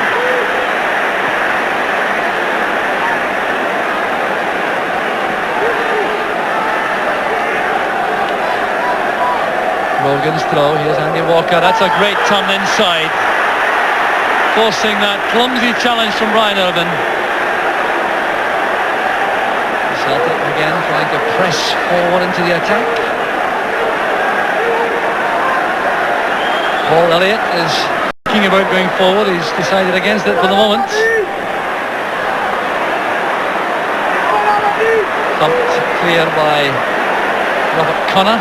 White wins it from Nicholas, and Aberdeen now have possession. There's still no sign of activity on either bench. Of course, the possibility of extra time must be considered by both managers. Yes, I think Billy McNeil will be thinking about Billy Stark. You know, hasn't played too many games, and how long he can last. And he's got the ideal substitute and Mike Galloway on the bench. I don't think it'll be long before that'll be made. Perhaps even the first glimpse of fatigue there from Billy Stark on that miscued forward pass. So a throw to Aberdeen. Mike Galloway thirsting for the action, no doubt. And the decision there is a goal kick to Celtic, much to the disappointment of Hans Hillhouse. An average of a goal every other game for Aberdeen since he arrived from PSV Eindhoven. Midway through the season, that's an outstanding record. Typical continental jock. You just have to touch him when he goes down.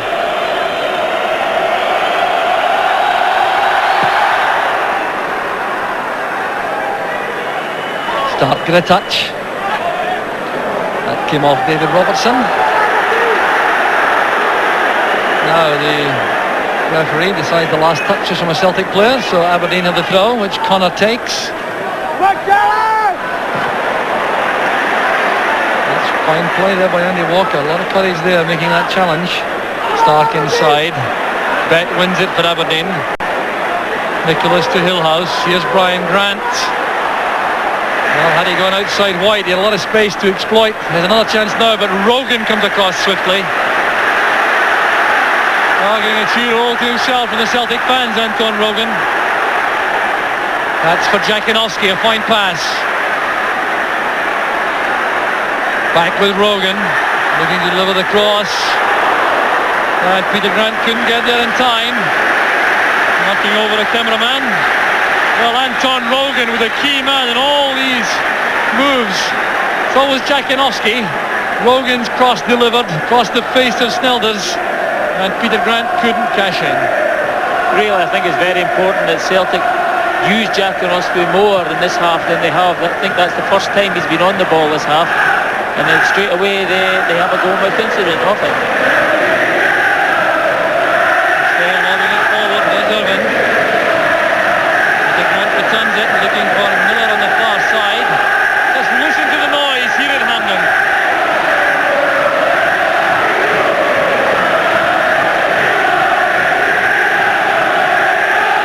Celtic fans may have travelled to Hampden with a little bit of trepidation this afternoon. They've had a performance full of guts and determination, and of course set up by some very enterprising tactical decisions by Billy McNeill and Tommy Craig before the match. So 25 minutes of the match remaining, unless it stays all square as it is right now at Millwall. There are one or two signs of tiredness creeping in. Yes, I think the use of the long ball now is the main sign. I think somebody has now got to start their authority in the midfield, get it down and make some passes.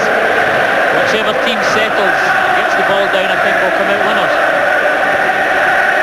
The match could scarcely be more evenly poised.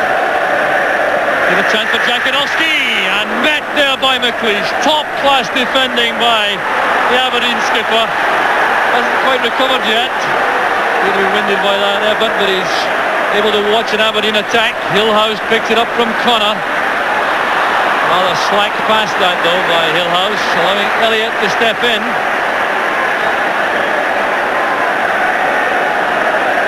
Alec McLeish made a very important challenge there on Jakinowski, setting himself for a shot at goal. There's Nicholas looking for Mason. Turned away there for an Aberdeen throw. News from Wembley is that Manchester United have gone ahead. They lead by 2-1 thanks to a goal from Mark Hughes. 2-1 to Manchester United at Wembley. Still no scoring, but lots of action here at Hampden.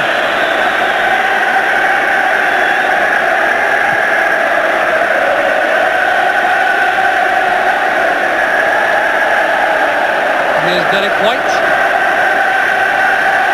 Grant. Now Jakinowski. Found space this time on the left to attack Stuart McKimmie.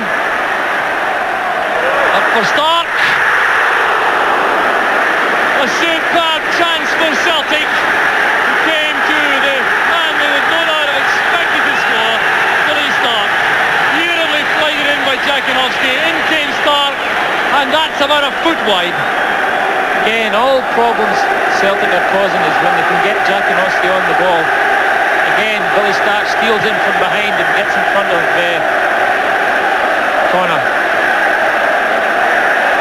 That came off Joe Miller. Robertson's throw. Here's Nicholas waiting. Dubček didn't. Back with Derek White. Rogan again getting space on the left flank for Celtic. Well cut off by Irvin. He's met by McStay. McKimmie into the midfield where Peter Grant picks it up. Celtic picking up more and more of the loose balls. There's Billy Stark trying to make amends. That missed chance in a long range effort. Posing no problems of a serious nature for Hugh Snulders. Throughout the field, the balance of his games tilting in Celtic's favour. I think their urgency to play is definitely seen them take a grip of this game. That's good play by Miller. Here's Stark on the right. Walker waits in the middle. So does Jakinowski. So does Joe Miller. And Alec McLeish stands firm again for Aberdeen. There's Robertson. Hillhouse did well, getting in there in front of Elliott. Challenge made by Connor and McStay. Here's Charlie Nicholas lofting that forward. There's no offside. Connor is out of his goal. That almost bounced too high for him. And cleared up in the end by White. There's McKimmie. Good header by Brian Grant. This is Charlie Nicholas. Aberdeen now hitting back. And the field is well inside there from Nicholas, allowing Dubček to pick out Billy Stark and into the space on the Celtic right. What a match this is. Joe Miller back with Stark. Aberdeen have regrouped in defence. Joe Miller trying to get the better of Robertson. He's been allowed to wander inside. Robert Connor waits. Well, I think we look for a corner kick from this. And a free kick is given for the attentions of Connor on Miller. A smile on the face of Joe Miller. I think that's all he was looking for. Former Aberdeen player, of course, Joe Miller.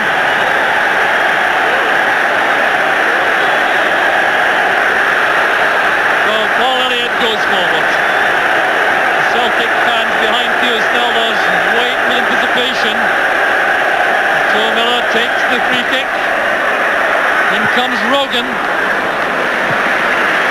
Well, he was being very closely policed by Brian Irvine all the way. Did well, in fact, to reach the ball, Anton Rogan, but it was too difficult to get the header on target. Great wing play from Joe Miller there. He sucked players into him and then eventually secured a free kick.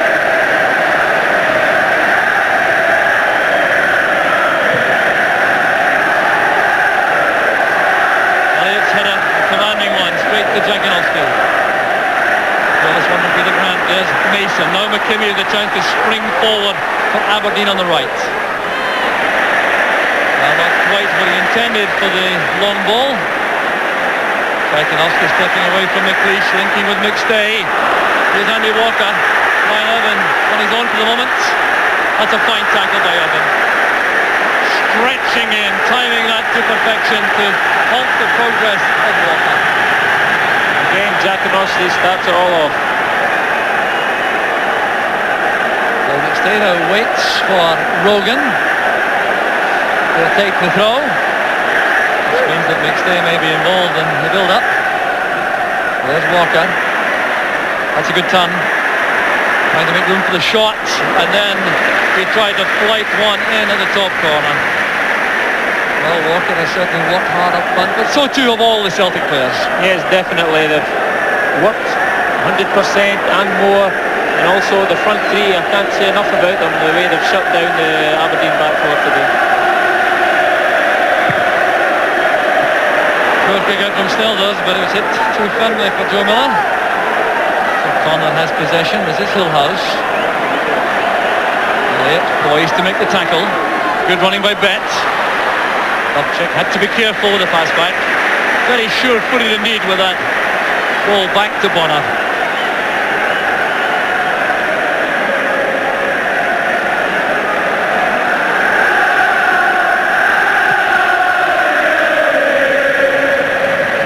Irvine leading in there to head field. This is Rogan. Stopped by Mason.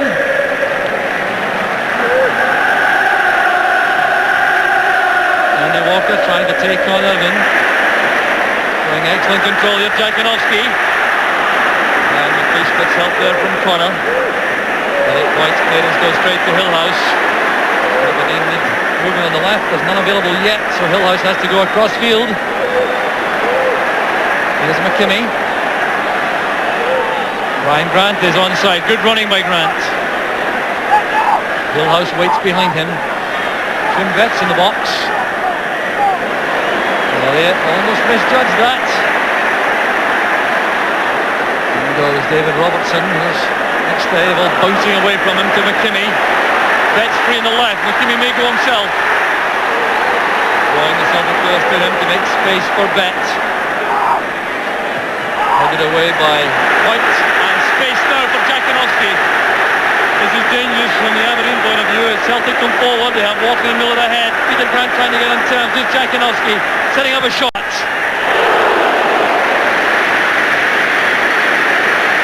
Taking Jankowski once again in the heart of a very promising Celtic move. Coming inside Brian Irvine, he did well to slow up his progress. And here's Snelders knew that was going over. Yes, does very well here, cuts inside, makes a long-range attempt with his right foot, but again, as I said, he's caused all sorts of problems just because of the position he's playing today. And also because he does have a great deal of ability on the ball. There's Irvine's header. Bet playing it wide. There's Stuart McKimmie.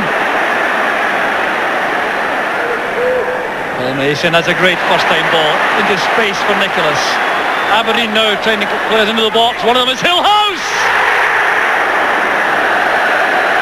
A superb move from Aberdeen, and Hans Hillhouse hits the side netting with a glorious header. Mason to Nicholas, Nicholas to Hillhouse.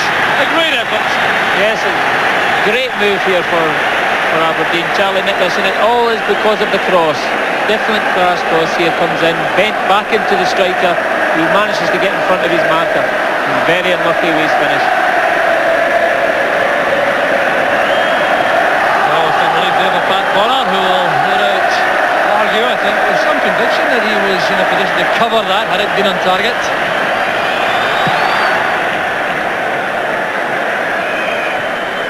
Quarter hour remaining, still no scoring, extra time looming.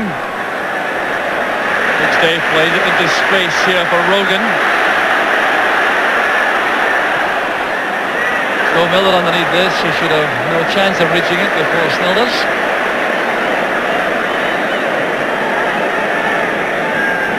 As we've seen before, Jock, he has to kick it long again. Comes straight back to him.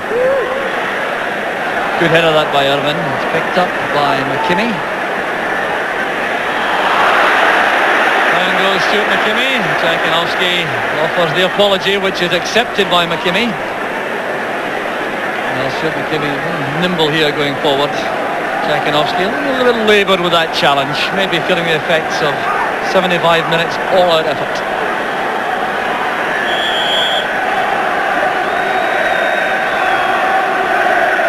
McKimmie with the free kick.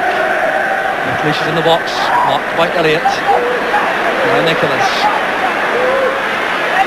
Determined to end his Aberdeen career with a real fight. That's a good pass from Mason. Inside it goes to Hillhouse, trying to turn away from Elliott, looking for a penalty kick. Because the referee denies him, and there go Celtic on the break. Joe Miller was offside. Hans Hillhouse is still looking thoroughly frustrated about the fact that he didn't get a foul for this.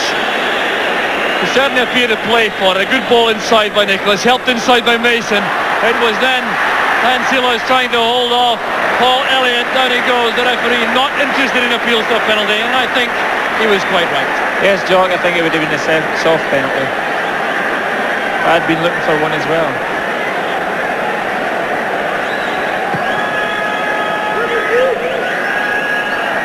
So a glut of goals at Wembley. Just hearing now that Crystal Palace have equalised. Ian Wright has come on as substitute to make it. Crystal Palace 2, Manchester United 2. Derek Hamlin still all square. And the match really could not be really evenly set up for the grandstand finish. Celtic have enjoyed a good spell, but now Aberdeen are enjoying a good one themselves. Just Connor playing it in. Dubček with the clearance. Connor again. Here's Paul Mason. Cut up by White. McKimmie wins it from Walker. There's McLeish. Nicholas is onside. He reaches ahead of Bonner. Well, Celtic almost paid, but a little bit of slackness there. They were looking for an offside flag, but Nicholas timed his run well, coming off his marker, and Pat Bonner had to come out of his area. Nicholas again. It's back with Bet. Too high for Hillhouse. Oh, that's well done by Billy Stark. Composed and confident. Aberdeen have come back in the game again, purely and simply I feel because of how long the games went, and now they're able to start passing the ball into midfield players and dictating the game from that. Irvin's header. There's Paul Mason. A chance for Hillhouse to run, but the angle of the pass wasn't quite right. Hillhouse the chance to reach it. Pat Bonner wins the race comfortably. So both sides resist the temptation to put on fresh legs, anticipating, no doubt, the likelier prospect of extra time. Turned away by Irvin. Certainly stage in the match where it will be very difficult for either side to come back from losing a goal, Paul. Yeah, so definitely. I think that's why the subs haven't come on. I think they don't want to change the pattern in the game until extra time, if necessary. Stark wins it from Connor. There's David Robertson. Dubček has settled well in central defence. Walker clashing there with Irvin. In goes McLeish. Breaks for Brian Grant. Cross it goes to Hillhouse. Can he take on Elliott this time? Hasn't had much change out of the Celtic centre half so far. There's no free kick. Hillhouse looking hopefully towards referee Smith, who was very close to the play. His positioning certainly could not be faulted there. 10 minutes remaining. The official attendance here for the Tennis Scottish Cup final is 60,493. certainly have made plenty of noise. Here's Grant, striding away from White. White getting back, recovering quickly. Here's Jim Bett. Well, that's good play, going past his man. A change of pace from Bett. Catching out Peter Grant, who acknowledges the foul. Well, Jim Bett really has a great change of pace here. Just goes up a gear to ease away from Peter Grant, who's forced into that reckless challenge. So too far out, I reckon, for a direct shot on goal. But certainly not too far out for a rehearsed move in the training ground. Jim Bett stealing forward. There's a lecture going on here for Jackie Jakanowski. He must have been complaining too much. The referee adjusts the position of the ball as Pat Bonner lines up the wall. The referee will now insist on the ball going further back. Well, it could be a direct shot in goal. Jim Bett appears to have taken the ball a few yards forward to bring it within range. There's Connor and Bett. It was deflected. Could have been awkward for Bonner, but he got his body behind it. There was Jim Bett driving it through the wall, and Pat Bonner did well.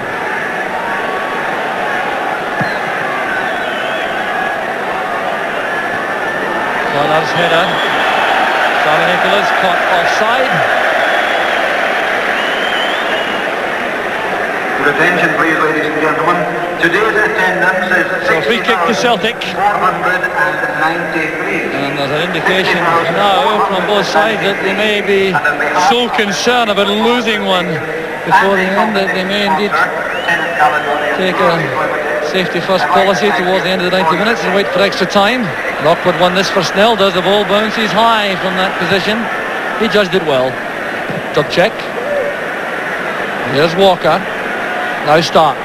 The early ball finds Jakanowski. They're allowed the time to face McLeish.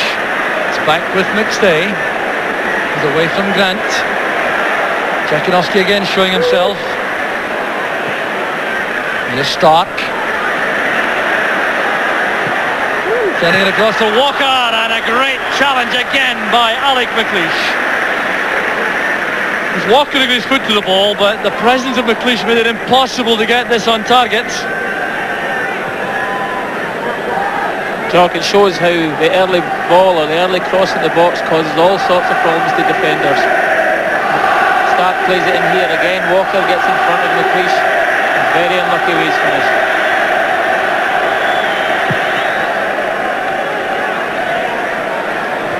Elliott wins it from Hillhouse.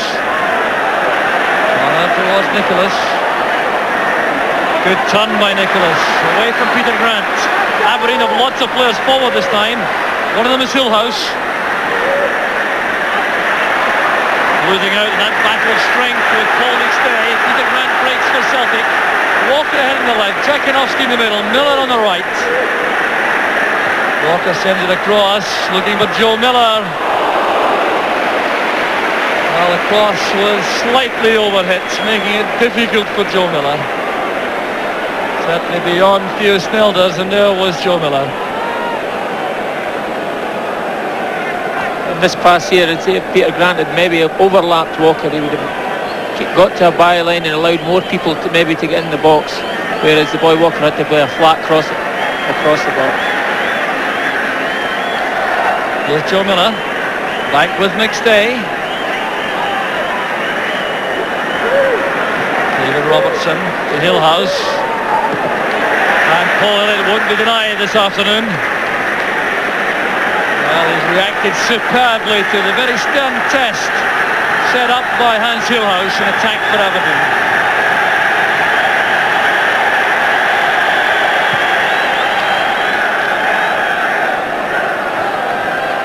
Morgan's header. Touched on there by Joe Miller from McKinney. Melvin has to go for the ball again. There's Grant, hustled out of that by McStay. So forceful this afternoon for Celtic in midfield. Stark couldn't get the ball fully under control. There's Paul Mason, 5 minutes remaining, still no scoring.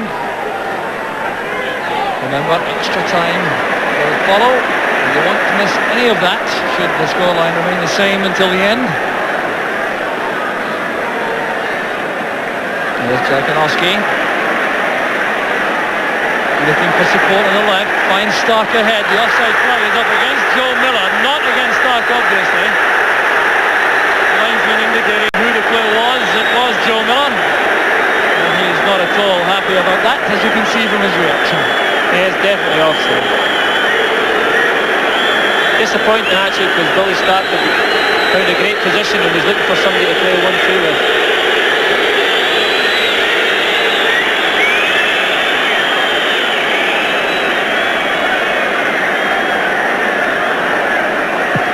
So very tense moments these. Just 4 minutes left until the end of the 90 minutes. Jim Bett comes forward. Here's Nicholas trying to get the ball down. Goes down very well by Derek White, who's taken a knock and conceding that corner kick.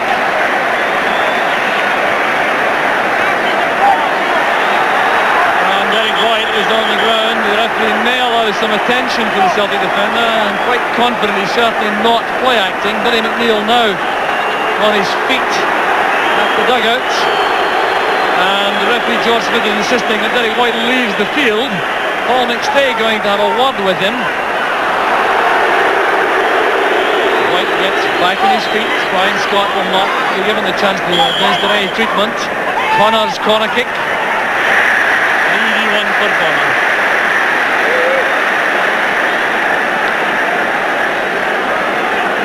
While they're waiting for the Celtic players to push upfield.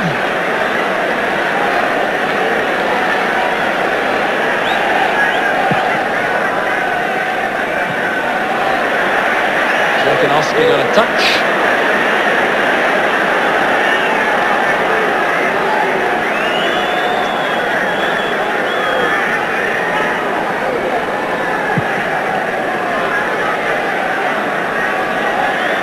Header by Rogan.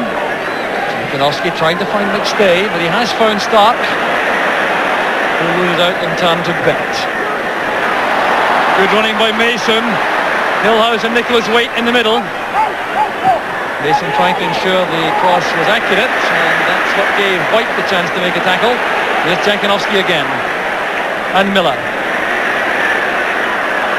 Under pressure all the way, couldn't reach Walker with a pass. Here's David Robertson, who may try to go outside McStay. Well, good running play this by David Robertson. And once again, Paul McStay makes an excellent tackle for Celtic. Has been shown all day when fullbacks, Aberdeen fullbacks, managed to get forward. They've got themselves into crossing positions, and they've got corners, throw-ins, and really Aberdeen, thinking about the next half hour, should concentrate on getting them on the ball. Leash returns it to Bett. There's Brian Irvin beaten to the ball by Rogan. Up goes Mason. Leash beaten to that ball by McStay. There's McKimmie. There's no offside. It's back with Alec McLeish. And a creative role now for Aberdeen. Here's Jim Bett. Good effort by Bett. Testing Bonner at the near post. Set up by McLeish and finished by Bett. There was the pass to McLeish. Bett trying to surprise Bonner, who covered his near post well. Bett with a corner kick. We're going into the last minute of the match. Rogan going up there with Irvin. The Aberdeen fans thought there was a bit of climbing by Rogan on the shoulders of Irvin. Tchaikovsky trying to get in behind Brian Grant. He's managed to win possession. Here's Joe Miller, a great chance here now for Celtic at the end of the 90 minutes.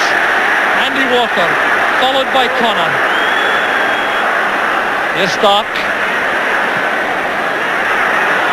Too close to Snelders.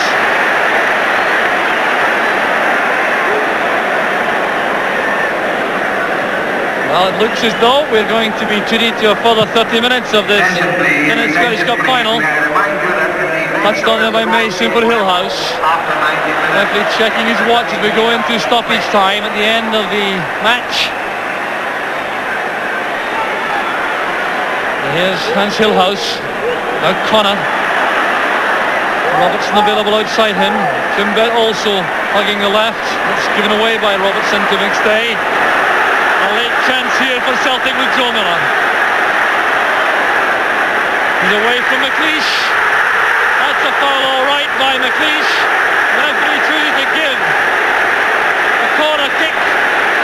No question that McLeish committed a foul here on Joe Miller, but Miller was strong enough to stay on his feet.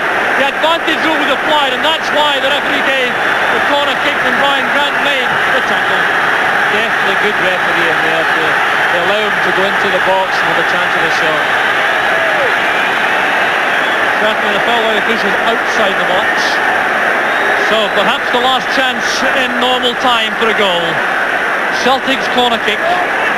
Paul Elliott is at the corner of the box, marked by McLeish, as Paul McStay takes the kick.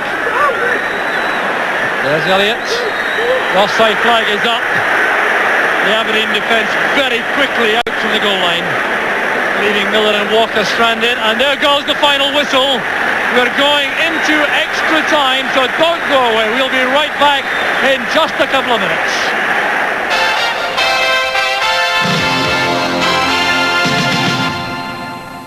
Players going through at the moment, Gordon?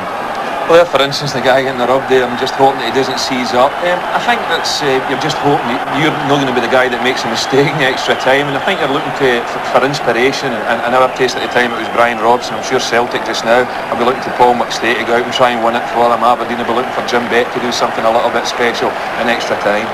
I mean, most of these lads at the moment, Gordon, they're certainly physically exhausted, but they're mentally exhausted too, because you made a good point to me. They've had to live with a lot of tension before the final today. Well, at any cup final, particularly this one today, there's been a very, very big build-up, and you do get tense before the game, and it's a sunny day. It's a beautiful, lush surface today at Hampden, and it takes it out of your legs. Sure. And then to be asked to do another 30 minutes is tough. Well, not only are these players being asked to play extra time, so too are the ones in the English FA Cup final. We hear that Manchester United and Crystal Palace, the game finished 2-2 after 90 minutes, and they too are going into extra time. There's Mike Galloway, he's come on for Celtic. And now hand back to match commentator Jock Brown. And the player who has gone off for Celtic is Billy Stark, who's worked very well indeed. He played very well early on in the match for Celtic in particular. Obviously showed signs of fatigue later on. And the fresh legs of Mike Galloway go on. He'll play in exactly the same position, I fancy. The sun comes out for the extra half hour. It's Aberdeen who will start the first period. They've made no changes at this stage, and Celtic still have Tommy Coyne in reserve. So 30 minutes of extra time to come to see if the deadlock can be broken. Celtic certainly have been very tough cup contenders in defence. They've only lost one goal in the cup so far this season. That was against Forfar when they went behind very early on. Came back to win 2-1. Aberdeen, on the other hand, have been scoring a lot of goals. They've scored 16 times in 4 ties. And here's Anton Rogan. Interesting enough, Jock, Aberdeen have changed tactically. They've brought Jim Beck wide right now, and also they've changed Hillhouse and Mason. Mason to be picked up by Elliott and Hillhouse to be picked up by White. I think they feel that Hillhouse might cause White problems in extra time. So Anton Rogan having a first effort of extra time on goal, but not with any success. Snelders with a goal kick. Up goes Dubček. Irvin returns it. Elliott misjudged that. Here's Charlie Nicholas. He's held back by Elliott. Now Paul Elliott has already been booked, and that may well have been considered a professional foul by the referee. He's taking no further action though. And there was Nicholas getting in there, trying to get away from Elliott, who held him back. So free kick to Aberdeen. Paul Elliott with that yellow card earlier in the match has to be careful.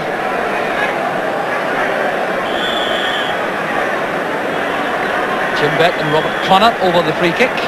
Ryan Irvin has gone forward, so is McLeish. That's for McLeish. Cut off by Miller.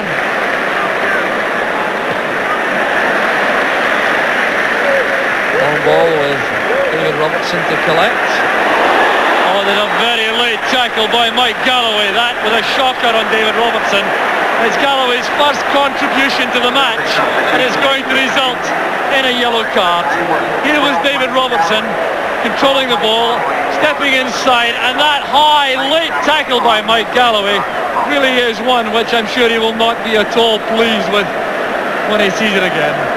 I think, Jock, some referees might be given a red card for that tackle. So high, it's...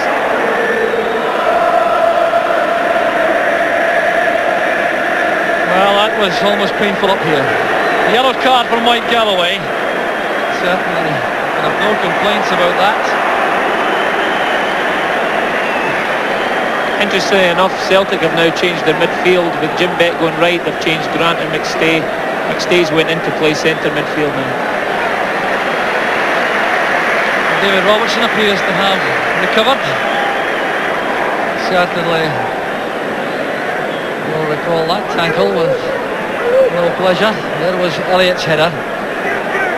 Lobbed forward by Connor. The header reaches Mason. Hillhouse to Grant, trying to open the play out, looking for Jim Bett.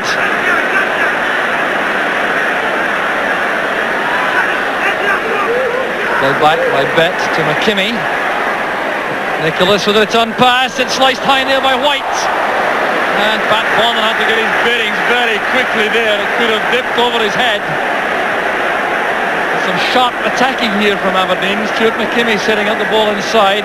Nicholas with the return, which White attempted to intercept. Bonner took it safely.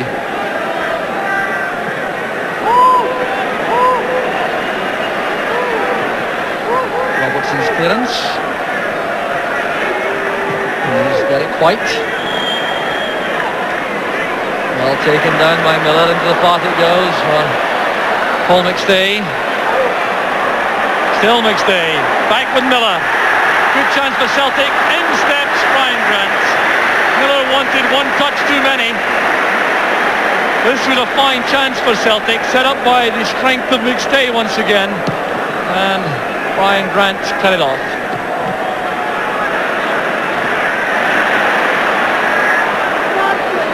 Anton Rogan forcing his way forward on the left. Misunderstanding there with Jakinowski, who started to make a run into that channel but then checked out.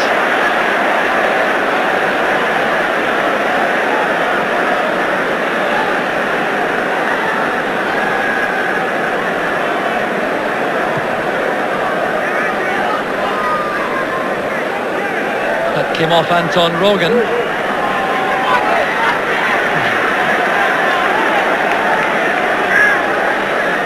Let's throw, here's Hillhouse. Away from Rogan. Allows Nicholas to take over. This is Bett. Delicate ball towards Hillhouse. There it is to Nicholas. Away by Dobchek. Neat play by Aberdeen. Just a shade over elaborate. Here's Peter Grant.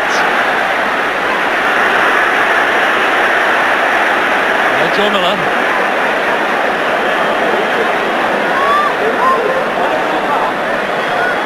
Well, they're playing it forward. Ryler intercepts. This is Paul Mason.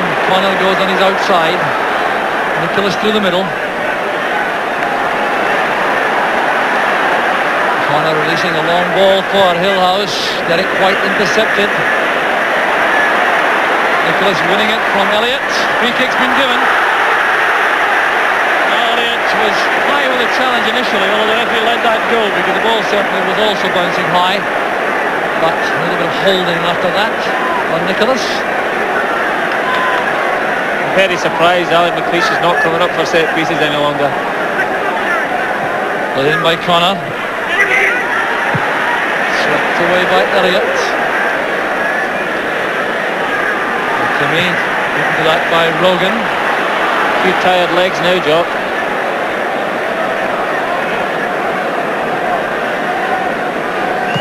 Into a stage in the final where an error could certainly result from tiredness and settle the destination of the cup. Ryan Irvin did well. Good pass back into the side instead of Willie Miller this afternoon, and he certainly justified Alex Smith's fate.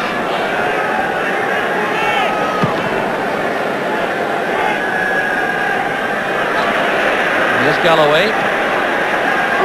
Too far ahead of Miller. We can play this back comfortably to Snelders. Some sign of activity on the Aberdeen bench now.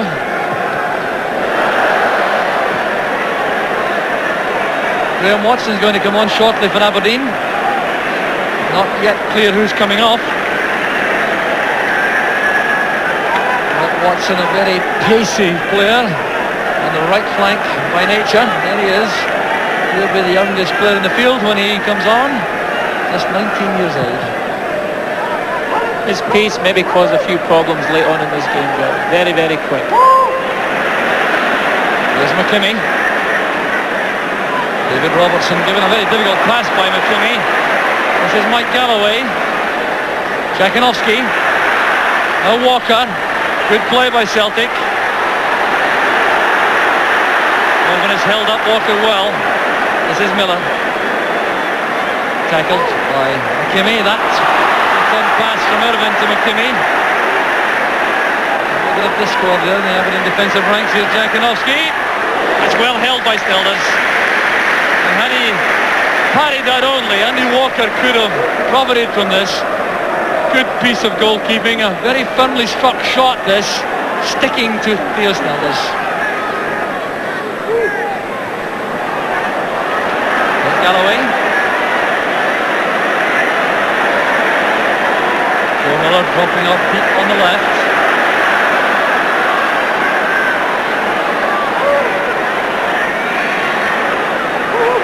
Joe Miller. Now Jakinovski trying to turn in the box. Tackled well by McLeish. That's a corner kick. Hopeful look by Jakinovski towards the referee for a penalty, but he's clearly played the ball. And news from Wembley is that Crystal Palace have gone ahead in extra time. Ian Wright has scored his second to make it 3-2, and substitutes will now be brought on for both sides. Tommy Coyne is coming on, so too is Graham Watson, and it's Andy Walker coming off. Yes, I think a wise move, you know, fresh legs coming on to bolster the Celtic attack. I still think he'll just go and play in the same position as Andy Walker's played and allow Jakinovski to play off the front. Well, off goes Andy Walker, on goes Tommy Coyne. Aberdeen have changed their mind about making a substitution while they're defending against this corner kick. They don't want any lapse in concentration and defence for this set piece. Put in by Miller. Knocked away by Irvin. Nicholas guilty of a bit of pushing there on Dubček. Free kick taken quickly by McStay. Galloway drives it in. There's Paul Elliott. Matched by McKimmie. Now Mason. Good pass to Betts. He's hustled there by Rogan. That's why the pass went astray. Here's Mike Galloway. Now Joe Miller. Going outside McKimmie. Good cross. McLeish was there. Bit of climbing by Rogan on Betts. Free kick to Aberdeen. It'll have to be taken from the correct place to satisfy referee George Smith. For Aberdeen now, John, I feel that they've got to try and get Jim Bett on the ball as much as possible for him to try and dictate the game from a wide position where he's now playing.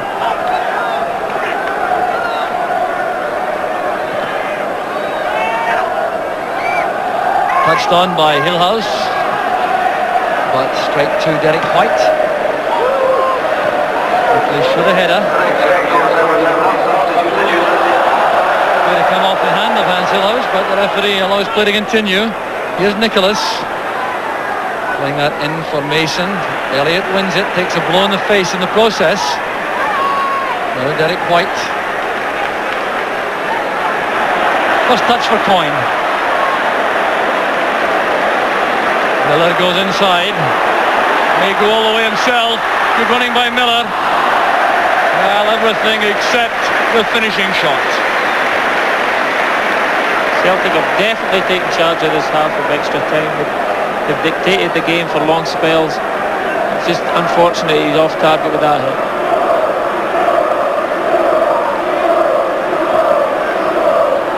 Aberdeen have changed their mind about making a change at this stage. They have Graham Watson stripped and ready to go on.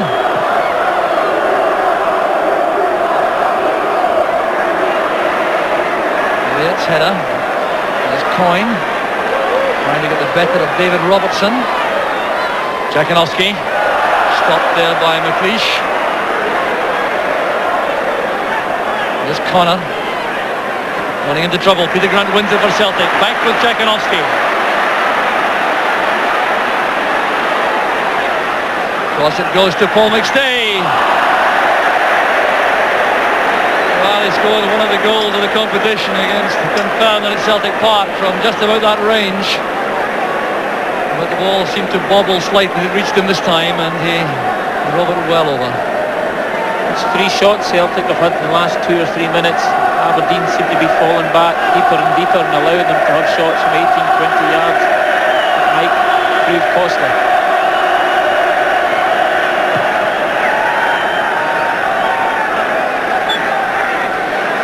There's Anton Rogan. Stuart McKimmie steps in as Coyne and Miller leave the ball to each other.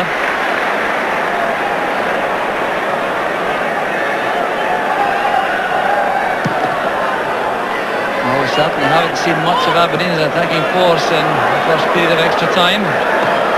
Good tackle by Rogan on Hillhouse. This is Miller again, driving at the Aberdeen defence. Good run made by Coyne. Followed across by McLeish. There was a chance for the first time effort. Joe Miller's shot. It did come off Jakanowski. The goal kick's been given. A good play this from Coyne, getting in the cross. Joe Miller taking it. It came off Jakanowski. And relief for Aberdeen.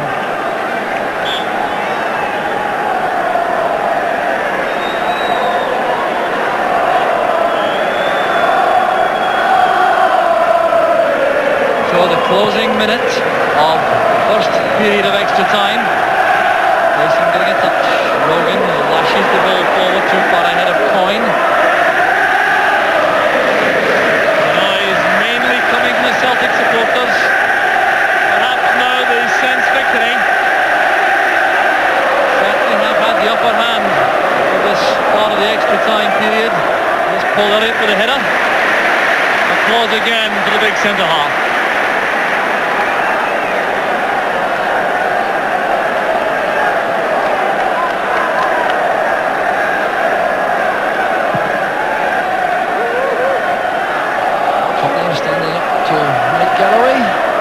Back with McStay as the half-time whistle goes in extra time. So the first period is over, there's still no scoring, and fatigue obviously a major factor now. There's going to be a change made by Aberdeen down on the track. The fourth official, Jim McCluskey, has appeared to draw the attention of the referee to Graham Watson, who will replace Paul Mason.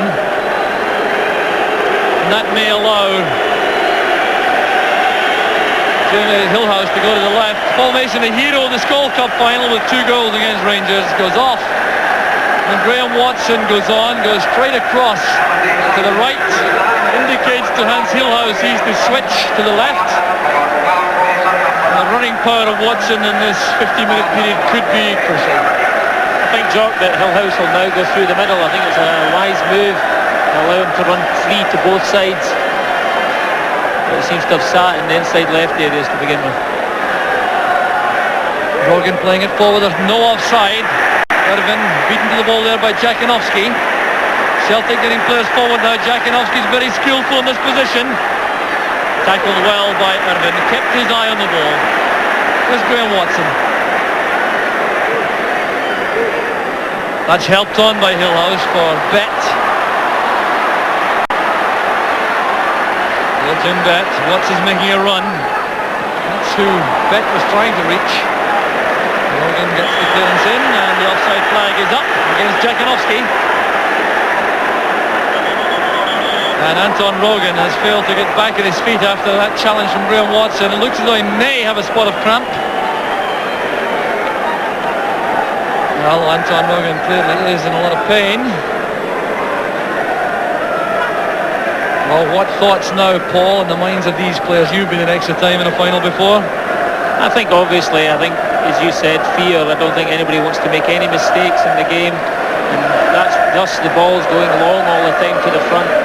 And really all it really needs is for somebody just to stand on the ball and dictate passes in the midfield, and instead of having to run about and chase the ball, just keep the ball and just try and progress up the park with passes. I think tired legs doesn't help to play the ball long and go and support. Anton Rogan is back on his feet after that challenge from Graham Watson. Appeared to land awkwardly actually, Anton Rogan. Twisted a knee or an ankle perhaps, or maybe a knock from Watson, but it's still Aberdeen coming forward. So here's David Robertson, one of those long throw opportunities. This time McLeish says, leave this to me, tells Irvin to stay back, and he charges forward into the penalty area. There's McLeish battling with Elliott. Now Paul McStay. Good running by Rogan.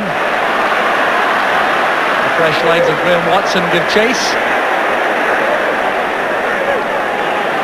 Back with McStay. Galloway's free on the right. McStay chooses to use him. No misunderstanding there. Possession back with Aberdeen. Here's Connor. And Robertson. That's one for Betts to chase with Grant, the covering player. Hillhouse is available. Near post ball, looking for Nicholas. Carefully watched by Bonner. Great ball there, right into the front post. There's no takers.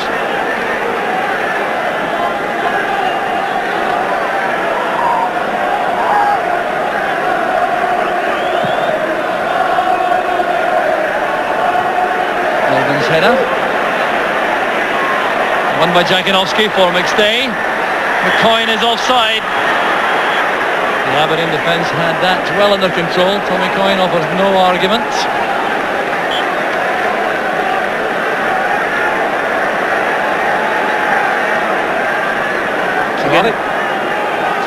Again, Alec having to play it long, nobody taking it to feet. Too long for Connor and for Galloway. Across goes Hillhouse. Little shoulder charge on Galloway as the ball reaches the touchline. The throw goes to Celtic.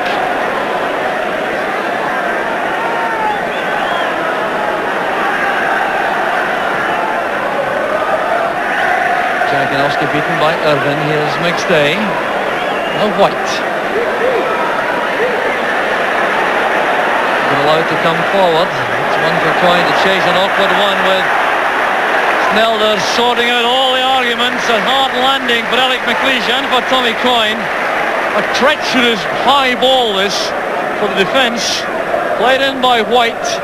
McLeish trying to judge this properly. He saw Snelder's coming, knew he would take a knock. McLeish doing well, so too did Irvin. There's Connor. Nicholas trying to get the better Dubček. The covering player was White. McLeish's header. Stay will like this run.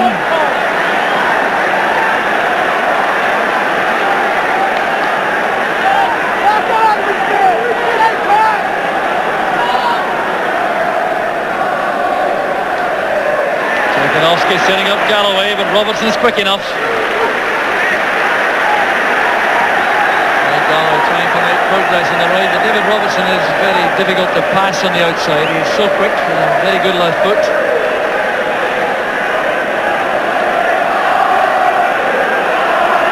Still looking for movement. Tommy Coyne provides it.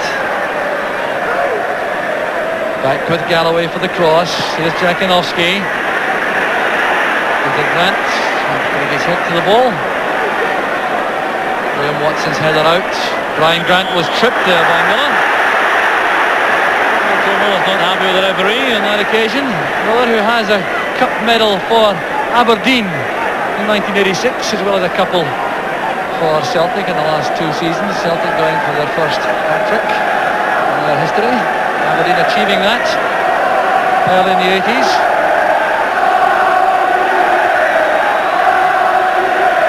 One offset forward, won by White. Kimmy trying to release Graham Watson, who's very quick indeed, gets that ball ahead of Rogan, forces the challenge.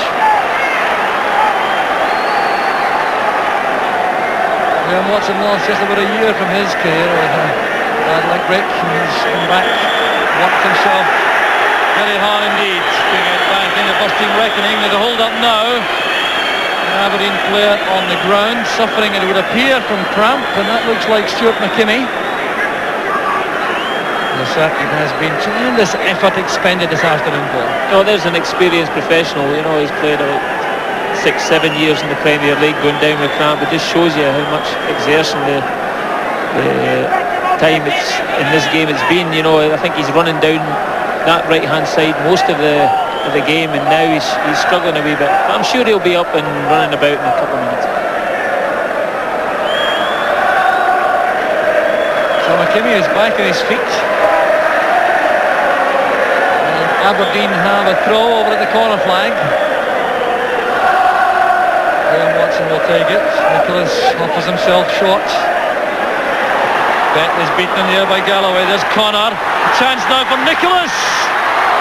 Good goalkeeping by Bonner. That was down to positioning. As Nicholas set himself for the shot, Bonner adjusted his position to close down the angle. Great ball in here. Good header. A good header from Connor, but exceptional strike from Charlie Nicholas to keep it down, and a great save. No luck for Nicholas. His first cup final. Bonner doing a fine job in goal for Celtic once again. But Aberdeen have had a new lease of life in the second period of extra time. Celtic certainly dominated the opening 15 minutes, but Aberdeen are hitting back now. Watson back to McKimmie.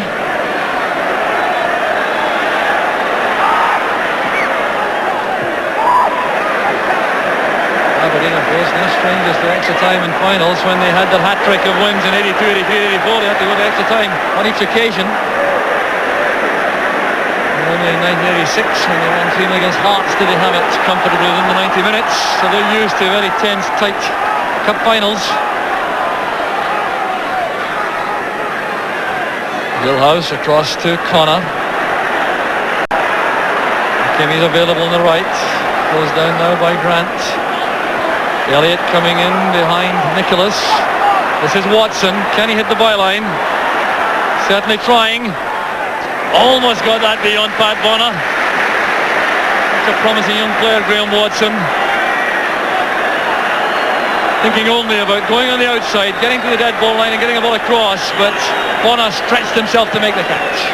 Really at this time it's very important to get to bylines, to give people time to make runs in the box. The young lad did very well. It's another hold up, another player in trouble. It's Joe Miller who appears to need some repair work. At the Celtic bench. Joe Miller explains the problem to Ryan Scott. And again, that certainly does appear to be crap. Both substitutes now committed by Celtic. Aberdeen still have one in reserve. That's Ian Jess.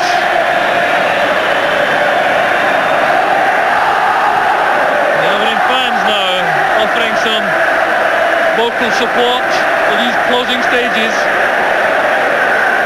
Billy McNeil on his feet. Retreats now to the dugout. Miller is back on his feet. He'll have to continue. There's no substitute available now for Celtic. Celtic fans responding to the Aberdeen vocal supports themselves. They're making for tremendous atmosphere. David Robertson looking for an up to the long throw.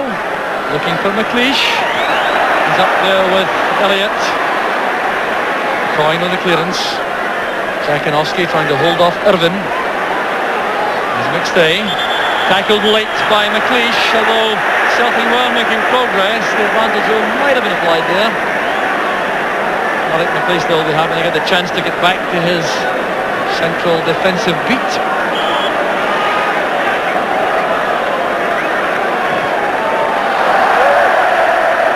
It's free kick.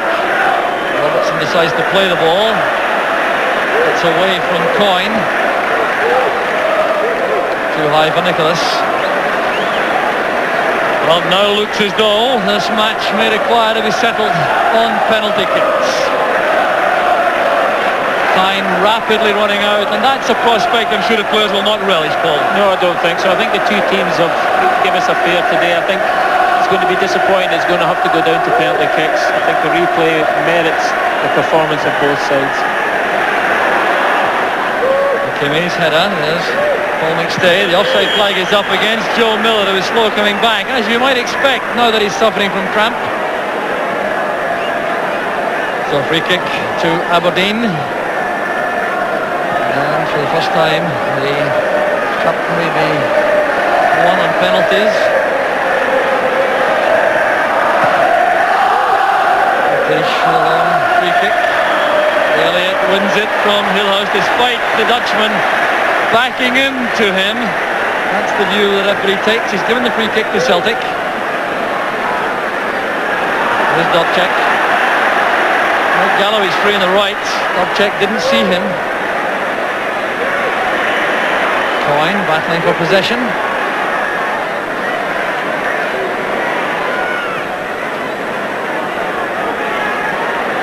Logan inside for Miller. Here's Jakinovski. Now Galloway. That's cut off by Connor. Hillhouse trying to hold off Elliott. And he gets away from Paul McStay as well. Some tough treatment for Hans Hillhouse. He's not at all happy about the attentions he was receiving there. In fact, I think you'll find it was Paul McStay who was the last Celtic player involved in that hefty physical collision. You have to hand it to Hans Hillhouse. So much courage. He's had a torrid time from Paul Elliott, but still prepared to use his skills to try to take him on. And then was taken out of the play by the Celtic captain, Paul McStay. 2 minutes remaining in extra time. Alec McLeish with the free kick.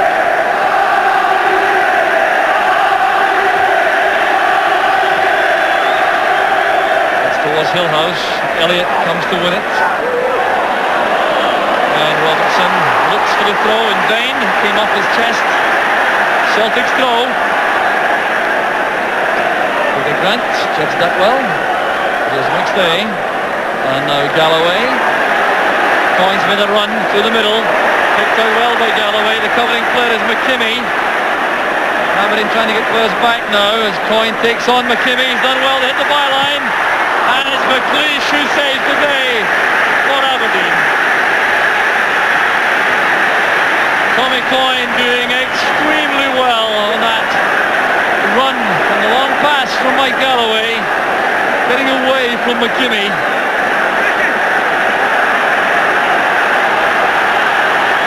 Corner kick to Celtic. It could be the last chance for the match to be won in open play. We're in the last minute of extra time.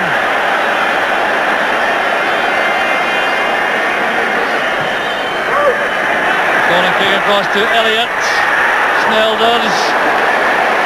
Very calmly winning that and spinning away from Jakinovski. Elliott gets up well for this. Jakinovski challenges, but Snelder saw him coming, took the catch and then spun away from the Celtic striker. So headed on there by Graham Watson. And that almost beat Pat Bonner. The pass back from Derek White. Hillhouse coming in. And the news from Wembley is that Mark Hughes has equalised for Manchester United in extra time. It's 3 apiece at Wembley. No scoring here at Hampden, and that is the end of the match. The cup will be settled on penalty kicks. 120 minutes of all-out effort and tremendous entertainment, but no goals at all, and there's going to be a penalty shootout to settle the destination of the 10th Scottish Cup. Don't go away, we'll be right back.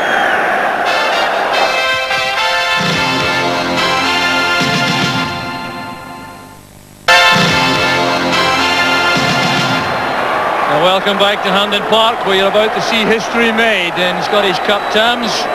A penalty shootout at the end of extra time on the first 90-minute effort to settle the destination of the Cup.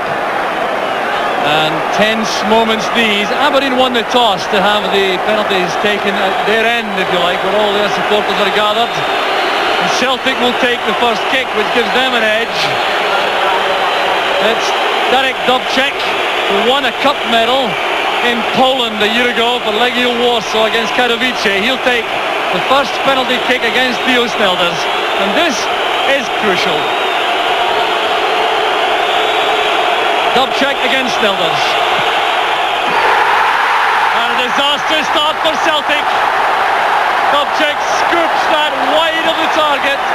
Snelders standing up to this, then going to the right direction, but what a miss by Dubček. I think obviously that's the hardest penalty to take out of them all, the first one. And of course Celtic was one of the penalty takers. Andy Walker not able to become involved because he was substituted. He was normally be their first choice penalty man. Now Pat Bonner has to try to redress the balance here. It's Jim Bett, the Aberdeen penalty man, who'll take the first kick.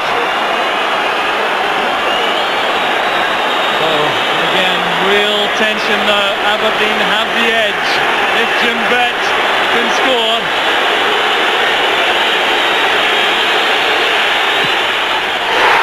Brilliantly taken by Bett. The perfect start to the shootout for Aberdeen. Bonner guessed right, but the accuracy, the power was there from Jim Bett. Great penalty, right into the side net, and really took it very confidently. The Aberdeen fans now beginning to rejoice, but that may be premature, a long way to go. And it's going to be Peter Grant who'll take the next for Celtic.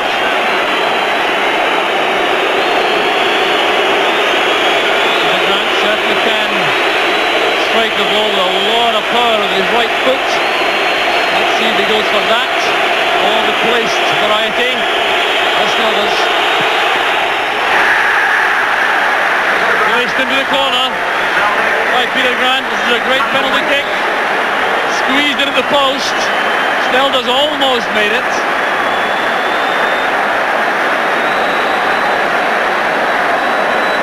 All even, but Celtic have had one miss. Aberdeen always trailing, one behind. Here's Robert Connor.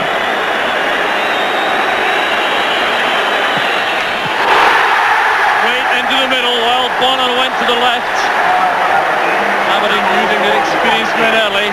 Robert Connor driving this right into the gap vacated by Bonner. So still the edge is with Aberdeen. And Paul McStay, the skipper, comes forward for Celtic. And he really just can't afford to contemplate a miss. Two of the best goalkeepers in Britain here. One of them is Snelders. Beautifully taken by McStay. Celtic cling on.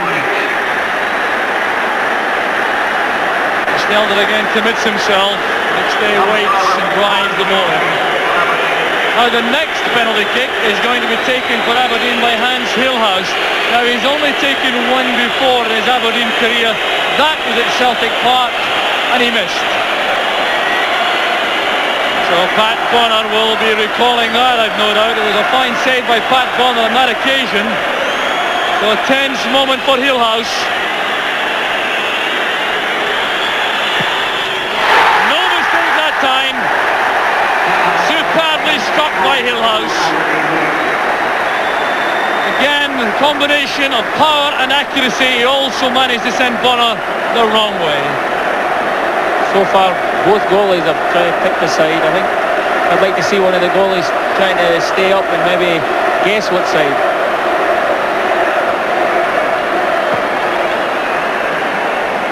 So here comes Tommy Coyne.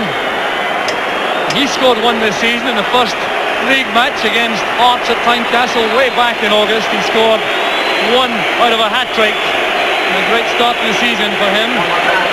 Now, vital for Celtic. Can Tommy Coyne keep them in the hunt? Oh, that's well taken by Coyne. Very confident, very composed.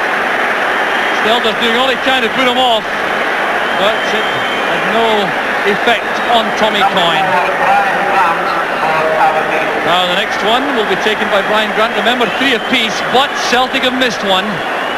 Aberdeen have a 100% record so far. Brian Grant coming forward to try to maintain that. He's had a good scoring record this season. He scored 8 goals from midfield, none of them though from the penalty spot. So it's Grant against Bonner.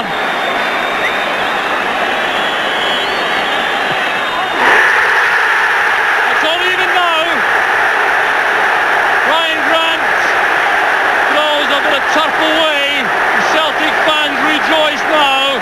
It's back to all even thanks to that miss from Brian Grant. Oh, what thoughts go through the head of a young man in that position? So the Celtic fans can barely watch. They're the youngster who can scarcely stand the tension. There are lots of people here who feel like that. Theo Stelder's now had to try to make a save. Mike Galloway taking this one for Celtic. Deliberately, carefully into the corner. Celtic have an edge by 1 goal. It's 4-3 for Celtic. It's well taken by Galloway. So one miss apiece, and it's Charlie Nicholas taking the last for Aberdeen. What drama here for Charlie Nicholas. This is what you call pressure now again. A pressure kick, if ever there was one, for Charlie Nicholas, former hero of the Celtic supporters. Left for Arsenal, returned to Aberdeen, playing what is reckoned to be his last match for Aberdeen. Can he equalise the penalty kick shootout? Calmly and confidently, he ties up the penalty shootout. Well, Charlie Nicholas looking very placid about that. Scarcely a better player to take a pressure-packed penalty kick. I think I would have been blasted in that one. And now the managers have to come up with more players. We're into sudden death now. Billy McNeil trying to sort this out. Some discussion with the players. Derek Whiteley had to take one. Jockey Scott talking to Alec McLeish to sort out who will take them for Aberdeen. I think there'll be a few players trying to hide amongst down there anyway. Well, one player who is not hiding is Joe Miller of Celtic, who is coming forward to take the first of the sudden death penalties.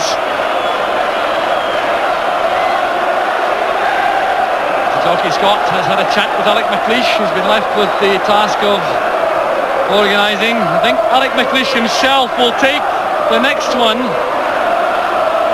Joe Miller is going forward now. Joe Miller has been named the Tennant man of the match for his efforts in the match, and he now has the task of keeping Celtic going with this penalty kick. No problems there for Miller. The initiative is back with Celtic.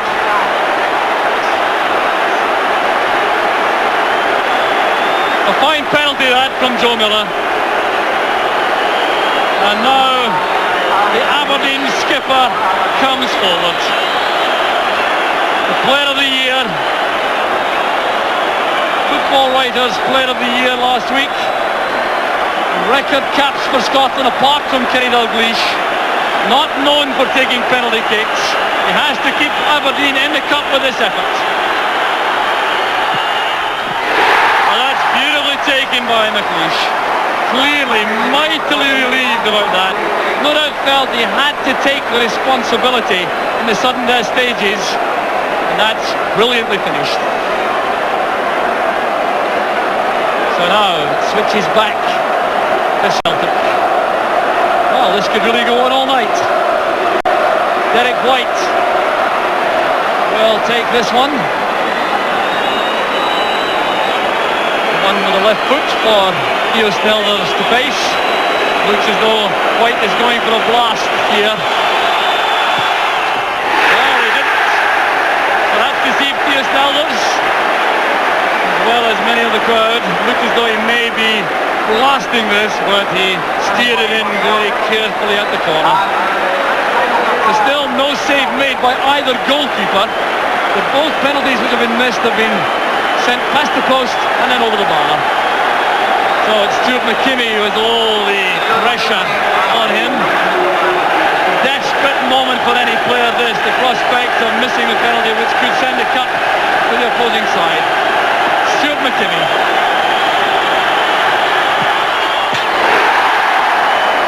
Deadly finishing. This is really quite remarkable. The quality of penalty taking has been outstanding this afternoon in the most tension-packed circumstances. Right into the crossbar.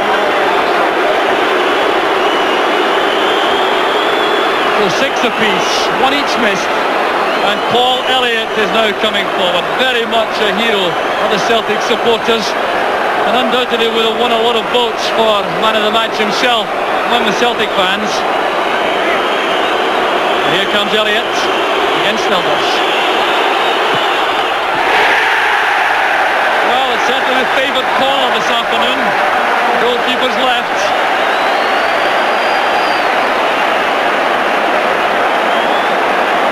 Beautifully taken again. Paul Elliott. This time for Aberdeen it will be David Robertson. Another man will take it with his left foot. The youngest player in the Aberdeen starting lineup, just 21 years old. His first Scottish Cup final. Well, a two-step run-up. A big sigh of relief from the young fullback. Well, seeing a variation in styles too for these penalties, but that was as effective as any of the previous ones. And now for Celtic, it will be the man who also won a medal for winning a cup in his native Poland a year ago, Jackie Jankowski. It was his countryman Marek Dubček, who missed the only one so far for Celtic. Here is Jankowski.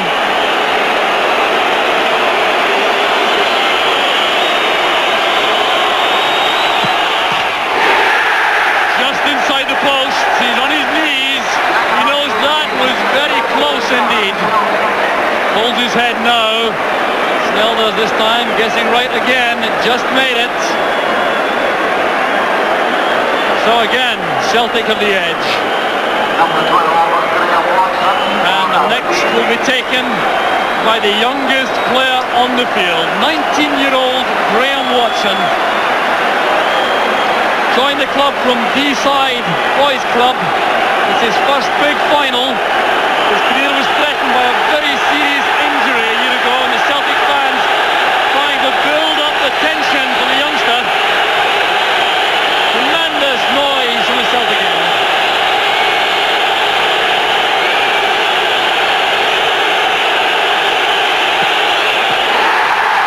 Oh, you have to hand it to the young man. A little smile appears on his face. And the Aberdeen players go to greet him. A little wonder after that excellent penalty kick. A handshake from his skipper Alec McLeish. Pat in the head from Hans Hillhouse. And now the task for Celtic is entrusted to Anton Logan. Another man praying there, the Celtic supporter. The Aberdeen fans trying to make life difficult for Anton Logan. And it's a magnificent save from Theo Snelders. It might win the cup for Aberdeen. Anton Rogan, the unlucky player, brings to an end an amazing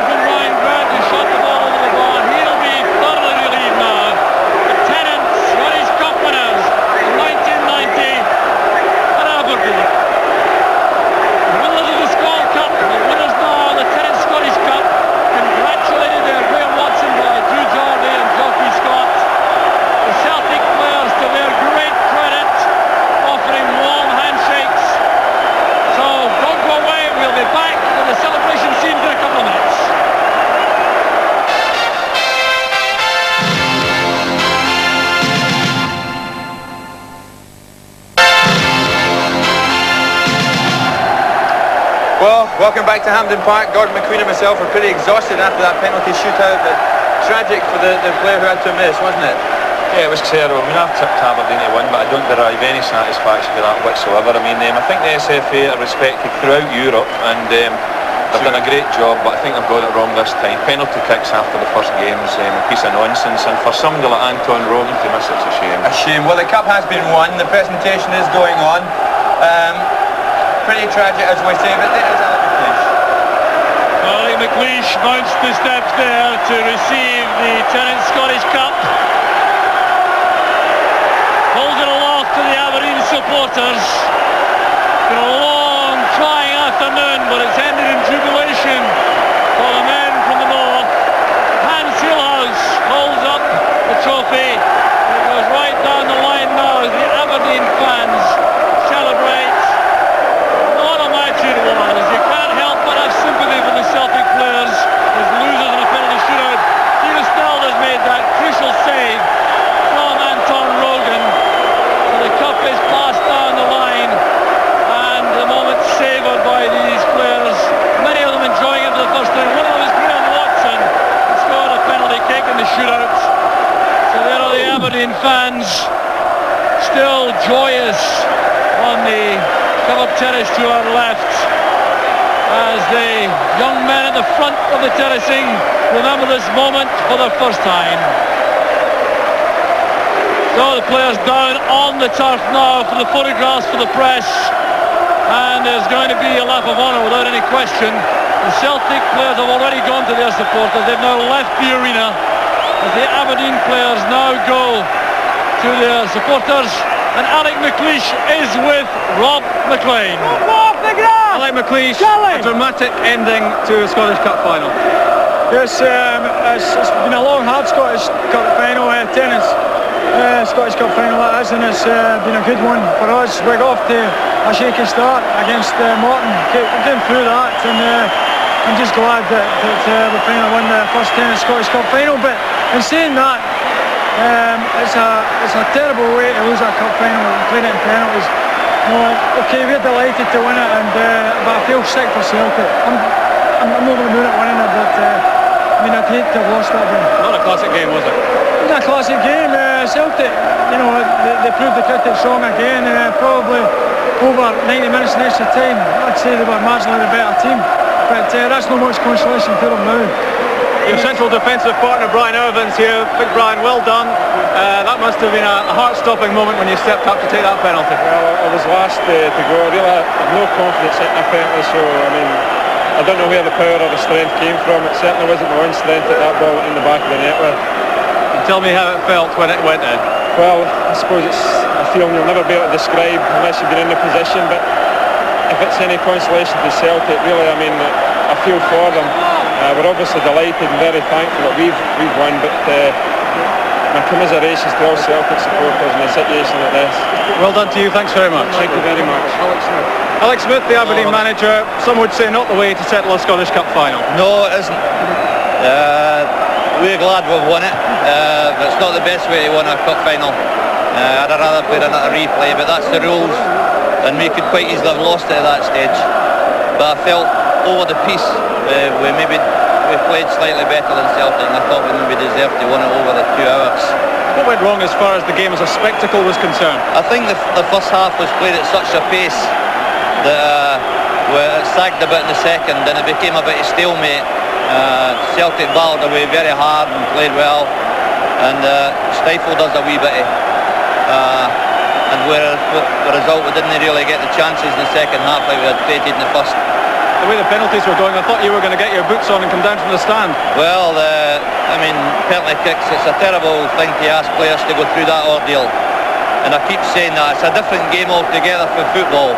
You're as well going to the fair and shooting down some ducks in the fair with rifles as standing there taking penalty kicks. Anyway, 2 cups in the season for Aberdeen. Aberdeen lost a couple of years ago in penalty kicks, and that's the first time. I'm delighted for the players. Well, congratulations. Doesn't look like it, does it? But okay. So a smile at the end there from Alex Smith. There's Charlie Nicholas, perhaps his farewell to these Aberdeen supporters. His first cup final, he's a winner's medal in very dramatic circumstances. And I have to to say that I've been very happy young man beside me, Paul Sturrock of Dundee United, who made the point that Dundee United are now in Europe with Aberdeen winning the cup this afternoon, and he was the man who tipped Celtic beforehand and got a very good run for his money. There's Graham Watson, who's obviously enjoying every second of this, and Rob McLean is now with Joe Miller. Joe Miller receiving the Man of the Match award now, but you would have liked it under happier circumstances, Joe, obviously. I'd rather had a winner's medal today, but it's not to be. What went wrong as far as you're concerned? Celtic had their chances in the game, didn't they? Yes, we had our chances, we just didn't capitalise on them. All credit to Aberdeen, they came here and gave us a great game. It's always great games with Aberdeen, but you can't take that away from them. Good luck to them. Commiserations to you. Right, thanks very much. Poor Joe Miller there. Ironically, Gordon McQueen down at Wembley, it finished 3-3, and that game goes to a replay, and I think you would like to have seen this one go to replay, as you said. Well, we've said it, you're listening to Alex Smith saying it there, Alec McLeish, I mean, Brian, everybody realises that the game should have went to a replay, and maybe they'll have a rethink about that. I mean, it's a terrible, terrible way to lose a... I mean, you don't remember who scored the penalty, but you remember who missed it, and poor Anton was the one, which is a crying shame for the boy. And briefly, Gordon, a tremendous reception from the Celtic supporters, who now know that Celtic are out of Europe.